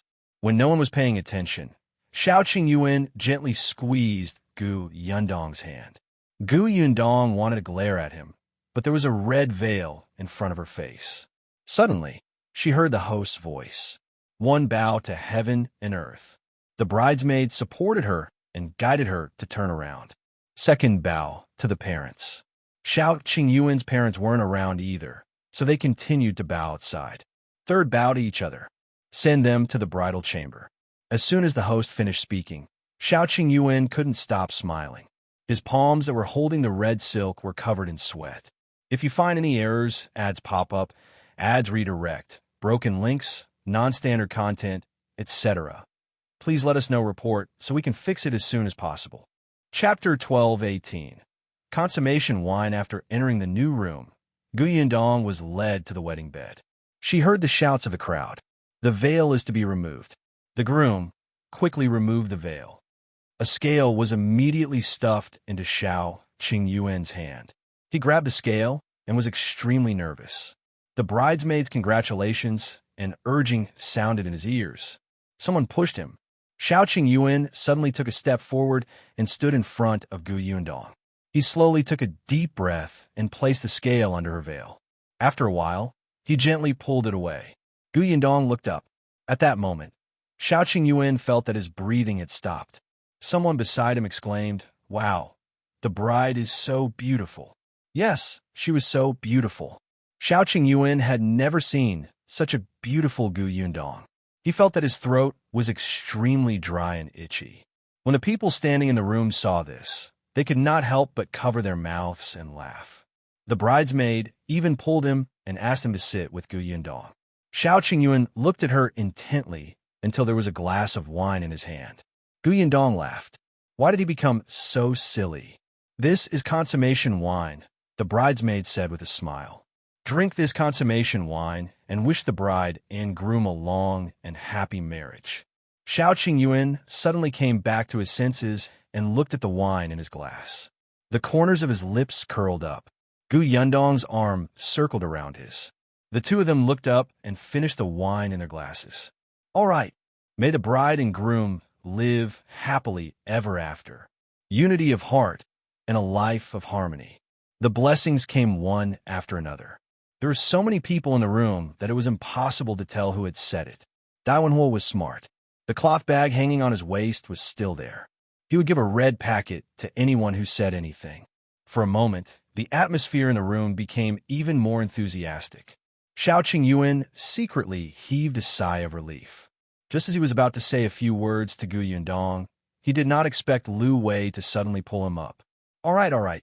They've already drunk the cross-cupped wine. Let's go outside and drink." Shao Qingyuan only had time to glance at Gu Yundong before he was pulled out by Lu Wei. As the two houses were close, and the people invited knew each other, the courtyard was filled with tables, be it the Gu family or the Shao family. Almost all the villagers of Yongfu village were here. Everyone was already eating at the table. Shao Qingyuan was brought to the main table by Lu Wei, who forced him to eat 2 mouthfuls of food before toasting him. He had already planned this. When Gu Xiaoxi got married, because Chang Yaya was pregnant, it was not good to get him too drunk. However, it was different now. Gu Yundong was healthy and had high martial arts skills. It did not matter even if Shao Qingyuan was drunk. Gu Yundong would definitely be able to handle it. Lu Wei expressed that he was fearless. He waved at Shaowen. "Bring me a jar of wine." "All right." Shaowen turned around excitedly. After a while, he and Shao Wu each brought back a jar of wine. Lu Wei chuckled at Shao Qingyuan. Come, fill your young master's cup." Shaowen took a bowl and filled it up. Lu Wei stood in front of Shao Qingyuan, who looked at him coldly. Lu Wei was not afraid. "Today is your big day. It's fine if you didn't give me face in the past, but if you don't drink today, it's equivalent to not giving your wife face. Isn't that right, everyone?" With someone taking the lead, the others cheered on the spot. "That's right. If you find any errors, ads pop up, ads redirect, broken links, non-standard content, etc. Please let us know report so we can fix it as soon as possible." Chapter 12:19. He didn't dare to try Shao. Qingyuan glanced at the bowl of wine and looked at Lu Wei meaningfully. "You won't regret it?" "I won't regret it." Lu Wei shook his head. Although he was anxious, it didn't matter. It was worth it even if Shao Qingyuan got even with him later. Shao Qingyuan nodded, took the bowl of wine, and drank it. "Good." The crowd cheered. Lu Wei laughed out loud and got Shao to fill it up again. Dai Wenhua, who was at the side, looked at the bowl of wine thoughtfully. He paused and suddenly sniffed the jar of wine when Shaowen was not paying attention. Shaowen was shocked and immediately took 2 steps back. Then, he looked at Dai Wenhua with a dry smile and pretended that nothing had happened. Dai Wenhua smiled. Yes, it smelled like alcohol, but it was very faint. There were other smells mixed in. He thought of Shao Qingyuan's identity as a medical expert and immediately understood. After he drank the second bowl of wine, Dai Wenhua leaned towards Shao Qingyuan under Shaowen's apprehensive gaze and whispered, "You can't do that. This isn't wine, right?" Shao Qingyuan glanced at him from the corner of his eye. He didn't feel guilty or flustered at all after being exposed. He also said softly, "I rarely drink. My alcohol tolerance is too low, and I get drunk easily. If I get drunk, wouldn't it be bad if I spout nonsense and say something I shouldn't say?" Dai Wenhua was speechless. This was a threat. That's right. Shao Qingyuan knew many secrets, such as the Tao family's matter, the Zhang family's matter, and his and Qin Wenzheng's motive for entering the deep mountains. If these were to be spread, the consequences would be unimaginable. All their efforts would be in vain. Dai Wenhua couldn't help but grind his teeth. He didn't believe that Shao Qingyuan's alcohol tolerance was bad, but he didn't dare to take chances. After taking a deep breath, Dai Wenhua smiled again. "That's good. You have the foresight. Thank you for the compliment." Shao Qingyuan nodded and drank the third bowl of wine. Dai Wenhua found it strange that this thing could make people blush after drinking it. It was amazing. Lu Wei didn't notice anything wrong at all. Shao Wu was pouring wine for the other guests, so his jar of wine was naturally real. There were a lot of people, and it was noisy. In the bridal chamber, Gu Yundong could hear Lu Wei's loud voice. She was holding a bowl of boiled eggs with brown sugar. Dong Xiulan had brought it to her just now. There were only her, Dong Xiulan, and Tong Shuetao in the room. Gu Yundong ate very slowly. There were too many things on her head, and they were very heavy. She wanted to take them down, but Dong Xiulan stopped her. "Take your time. Eat some rice to fill your stomach after you're done. I don't know when the commotion outside will end." "Thank you, Auntie. What are you thanking me for?" Dong Xiulan looked at her lovingly. "It's my greatest wish to see you and Qingyuan get married and grow old hand in hand." As she spoke, she was a little sad. "In the past, I was always worried that Qingyuan would be alone for the rest of his life. He would grow old alone and not even have a companion. Until he met you. You didn't care about his bad reputation or his unlikable personality. You accompanied him to open a shop and build a house. I was so happy to see the two of you getting together." She patted Gu Yundong's hand. Don't worry. I know Qingyuan. He's a good child. You stayed by his side when he had nothing. No matter how promising he is in the future, he will dote on you and love you. He won't let you down. If you find any errors, ads pop up, ads redirect, broken links, non-standard content, etc., please let us know report so we can fix it as soon as possible. Chapter 1220. Feed me. Gu Yundong finished the last of her sugar water and smiled. I know, Annie.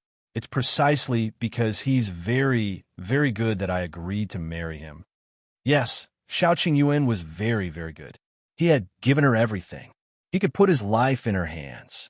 It was actually not easy to meet such a person in this life. After the brown sugar egg was finished and the meal was over, Dong Xilan tidied everything up and asked Tong Shuetao to help Gu Yundong sit on the bed again. She carried the bowl and chopsticks out. As soon as she went out, she saw that there was still a commotion over there. After Shao Qingyuan walked around toasting, he looked a little delirious.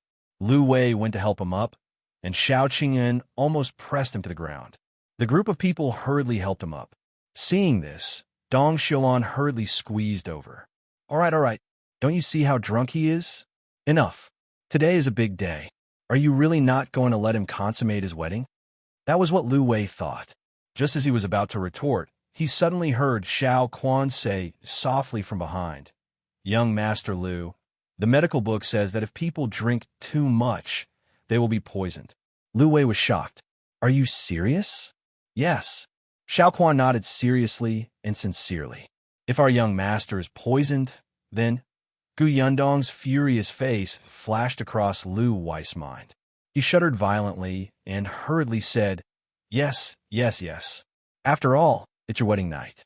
We're good brothers. We can't let him have a bad time, right? After that, Lu Wei and Dai Wenhua helped Shao Qingyuan back to his chamber. Gu Yundong looked at the drunk Shao Qingyuan in surprise. Before she looked at him, Lu Wei quickly said, He drank a little too much. Take care of him. Well, leave first. We won't disturb you. With that, he quickly left with Dai Wenhua. Dai Wenhua looked at him in amusement. Why do I feel that you're more afraid of Gu Yundong? Lu Wei looked like he was ignorant. If I offended Shao Qingyuan, at most, he would beat me up. If I offend Gu Yundong, she will plot against me. Dai Wenhua was enlightened. So you dare to force Shao Qingyuan to drink, but you don't dare to disturb Gu Yundong's bridal chamber? It was good that everyone knew this in their hearts. There was no need to say it out loud, right? Lu Wei looked back and ran away quickly. In the chamber, Gu Yundong had just supported Shao Qingyuan when she saw him slowly sit up straight and hold her hand. Gu Yundong was stunned. She pursed her lips and smiled. I was wondering how you got drunk by Lu Wei. So you were lying to him. He wanted to ruin my wedding night. How can I let him have his way? Shao Qingyuan lowered his head, grabbed her hand, and kissed it. He asked in a low voice, Have you eaten? Yes, and Dong just sent some food over. As for you, you didn't eat much, right? I had no choice but to drink, Shao Qingyuan said as he took off the hair accessory on her head and placed it on the table. Gu Yundong finally felt much more relaxed. She rubbed her neck slightly and handed the pastries on the table to Shao Qingyuan. Eat some first. Feed me. Gu Yundong blushed. However, she fed him the pastries in the end. Shao Qingyuan looked at her as he ate. It's delicious. Then eat more. Gu Yundong felt uncomfortable under his gaze. She got up and went to get another pastry plate. If you find any errors, ads pop up, ads redirect, broken links, non-standard content, etc., please let us know report so we can fix it as soon as possible. Chapter 1221. Wedding night unexpectedly. Just as he stood up, his hand was grabbed and his body was gently pulled back. Gu Yundong was caught off guard and took 2 steps back before sitting on Shao Qingyuan. A pair of hands appeared at her waist. Before Gu Yundong could react, she was pressed onto the bed. She could hear his hot and rapid breathing. But I want to eat you. Gu Yundong turned her head slightly, and a shadow fell on top of her. She felt a warm touch on her lips. Gu Yundong did not know when Shao Qingyuan stopped. In a daze, she seemed to hear him call for water. Then, she fell asleep again. She seemed to have woken up several times. Every time, she was in his arms, and he hugged her tightly. At dawn, Shao Qingyuan opened his eyes. Even though he did not sleep much that night, when he woke up, he was still in high spirits and extremely satisfied. Looking at his wife, sleeping soundly in his arms, Shao Qingyuan couldn't suppress the smile on his face. He couldn't help but hug her tighter until she moaned softly before he let go. He hugged her for a while more before planting a kiss on her forehead. Then, he slowly let go of her and got out of bed silently. The sky was already bright outside. The entire courtyard of the Shao family was quiet. Last night, before everyone left, they must have cleaned up. The tables were very neatly placed. Shao Qingyuan put on a shirt and went straight to the kitchen. There was no one in the Shao family today. Whether it was Shao Wen and the others or Annie Lu, they all went to the Gu family to rest. There were only him and Gu Yundong in the entire Shao house. This was what Shao Qingyuan had specially instructed. It was the first day of their marriage, and he did not want anyone to disturb them. There were still leftovers from yesterday in the kitchen. Shao Qingyuan's culinary skills were not good, but he had also learned from Annie Lu recently. One could get too occupied when cooking and burn half the kitchen down. But what about using a casserole? As a medicinal herb merchant and a doctor, Shao Qingyuan knew how to brew medicine. Therefore, he directly placed the casserole over the charcoal fire, and it was immediately convenient. On the first day of their marriage, he wanted to cook a pot of porridge for his wife. In the past, she had always made delicious food for him. Now, he wanted her to enjoy it. Shao Qingyuan lit the fire, washed the rice, and added water. When the clay pot began to bubble, his tense body finally relaxed. The porridge was mixed with mushrooms, lean meat, yams, and other things. Shao Qingyuan felt that it was quite fragrant and took a bite. Only then did he bring a big porcelain bowl over and pour the porridge in. Then, she placed it on the tray and carefully carried it into the room. Gu Yundong was still sleeping. She was so tired that she was curled up in the blanket. Shao Qingyuan walked to the edge of the bed, took off his shoes, and lay down. He hugged her gently from behind and looked at her face quietly, as if he could never get enough of her. Now he had a wife and family. When he woke up this morning and saw her lying beside him, Shao Qingyuan felt unprecedented satisfaction. The body in his arms moved. Seeing that it was about time and the porridge was already cool, Shao Qingyuan lowered his head and kissed her. He said softly, "Get up and eat something first. Your stomach is starting to growl, okay?" Gu Yundong opened her eyes slightly, still in a daze. Shao Qingyuan couldn't help but kiss her again. "I made porridge. Do you want to try it?" If you find any errors, ads pop up, ads redirect, broken links, non-standard content, etc., please let us know report so we can fix it as soon as possible. Chapter 12:22. Warm two-person world. Gu Yundong was shocked and immediately sobered up. She blinked in a daze, as if she wanted to confirm if the person in front of him was serious. Shao Qingyuan was tempted and kissed her again. "Are you getting up?" Gu Yundong nodded. Just as she was about to get up, she realized that she was only wearing her lingerie. She immediately blushed and slid back onto the blanket. The crazy thing that happened last night suddenly flashed across her mind. For a moment, she didn't know how to face him. The soreness in her body belatedly surged, making her glare at Shao Qingyuan unhappily. She had clearly said stop, but he still refused. He was simply a beast. However, Shao Qingyuan felt as if she was winking at him. He was already a ball of fire when he woke up in the morning, so how could he restrain himself now? He immediately lowered the curtain and pounced on her. Gu Yundong was speechless. When the two of them got up again, the pot of porridge was completely cold. Gu Yundong lay motionless on the bed and did not want to talk to Shao Qingyuan. The latter touched his nose and knew that he was in the wrong. He said softly, "It'll heat it up, all right?" "Oomph." Shao Qingyuan carried the pot of porridge to the kitchen again. Gu Yundong lay on his back and looked at the bed curtains. She still felt a little surreal. She was really married to the man she loved. From now on, she would live with him and face all the suffering and happiness. Although this person was a little beastly in some aspects, Gu Yundong was still very happy. Shao Qingyuan brought the pot of porridge back in a hurry.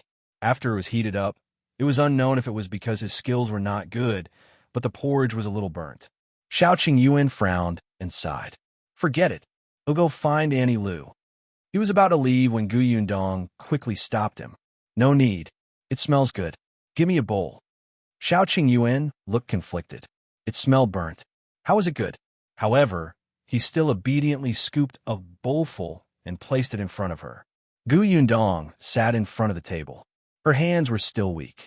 Shao Qingyuan immediately blew on the porridge and fed her. How is it? It tastes all right. Gu Yundong took a sip.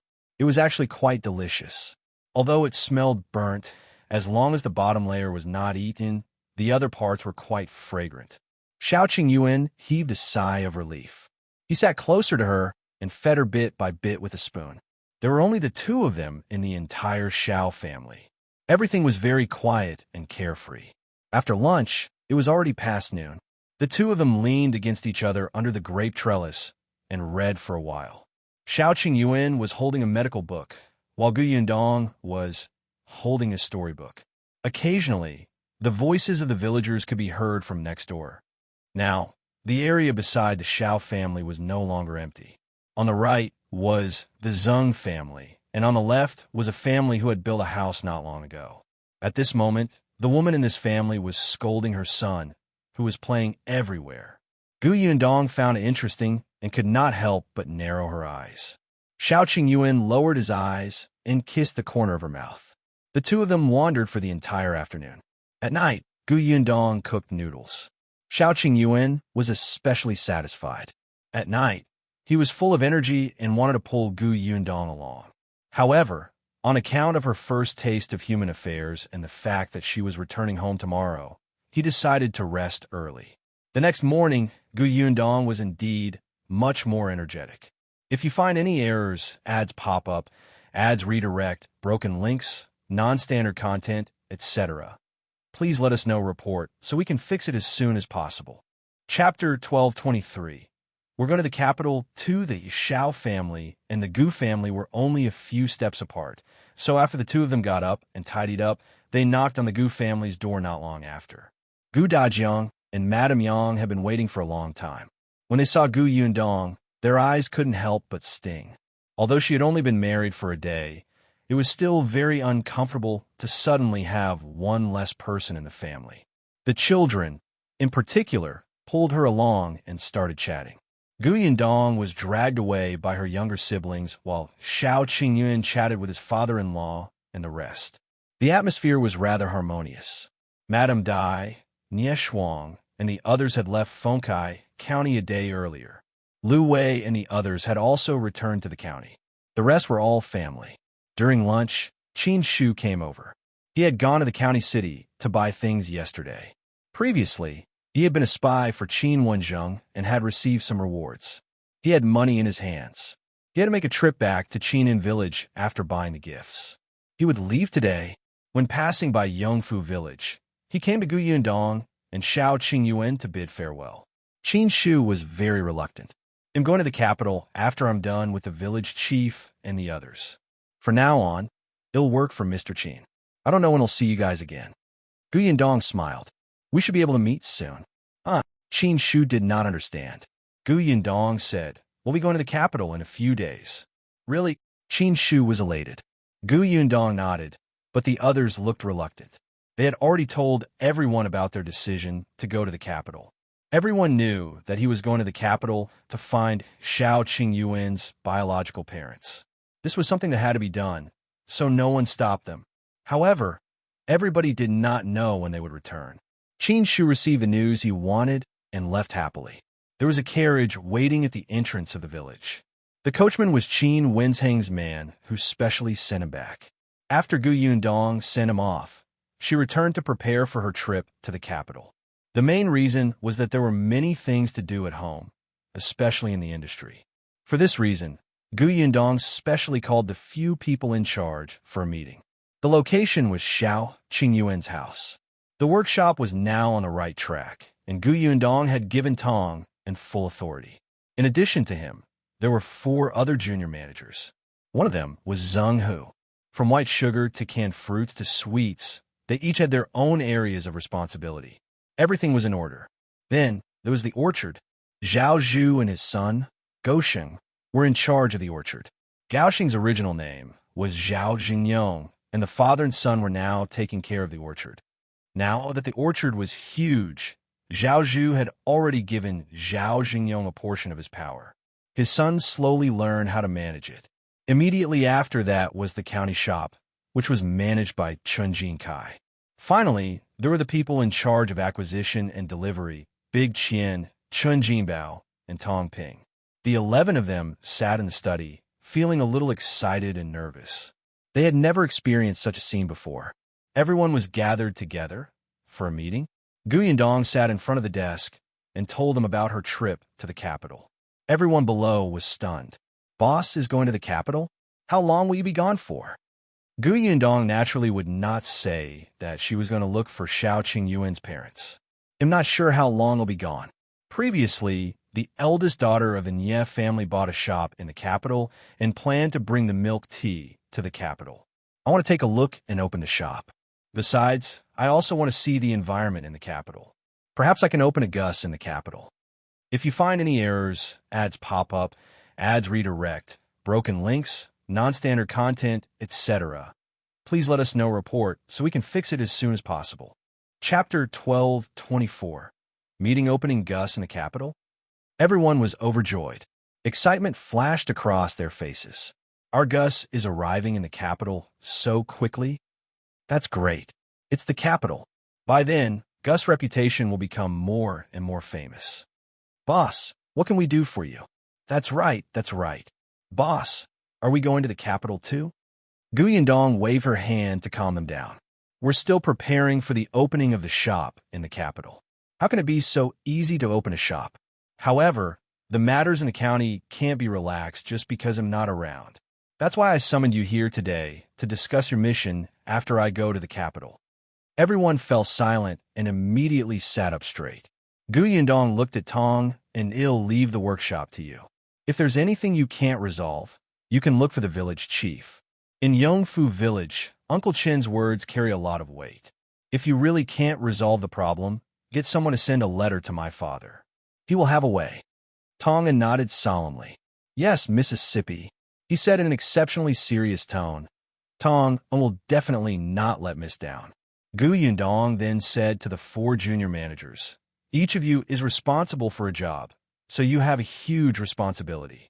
For food producers, the most important thing is to be clean. I don't want the workshop to be dirty and messy, and I don't want to follow in the footsteps of the Zhang family. Boss, don't worry. We won't do anything heartless. Yundong nodded and then looked at Zhou and his son. He'll leave the orchard to you. There are many fruit trees planted this year. You can recruit more people when picking the fruits. Don't let the fruits rot in the ground. All right, boss. Yundong did not know much about the orchard, so she wouldn't point fingers. She trusted Zhou. Next was the matter in the county city's Gus shop. She looked at Qingyuan. The business of the shop is getting better and better now, but there are no lack of blind people looking for trouble. If it can be resolved, it can be resolved. If it can't be resolved, you can ask Uncle Lu for help. Yes, boss. Finally, it was time for purchase and delivery. Yundong looked at Big Qian. You're already familiar with those fruit farmers, and you're also flexible. I'm not worried about this. I'm just worried that some people will raise the price on the spot when they see that business is good. Although you've already signed a contract, you can't guarantee that you'll be 100% assured. You should have a bottom line in your heart. If they cross the line, you'd rather not buy those fruits. Big Chin agreed. Don't worry, boss. We have our own orchard now. Those people will suffer if they destroy the contract. They'll pay attention. That's good. Finally, it's time for delivery. Yundong said to Bao and Tong Ping. The products produced by our Gu family have always been scarce and eye-catching. You're quite familiar with the route. But just because it has been peaceful doesn't mean that it'll be fine later. Be careful on the way. The two of them immediately nodded. In fact, they had heard some rumors before that someone was recruiting people to intercept the goods on the way. However, they had also hired people from the escort agency to follow them. There wouldn't be any major problems for the time being. I'm almost done.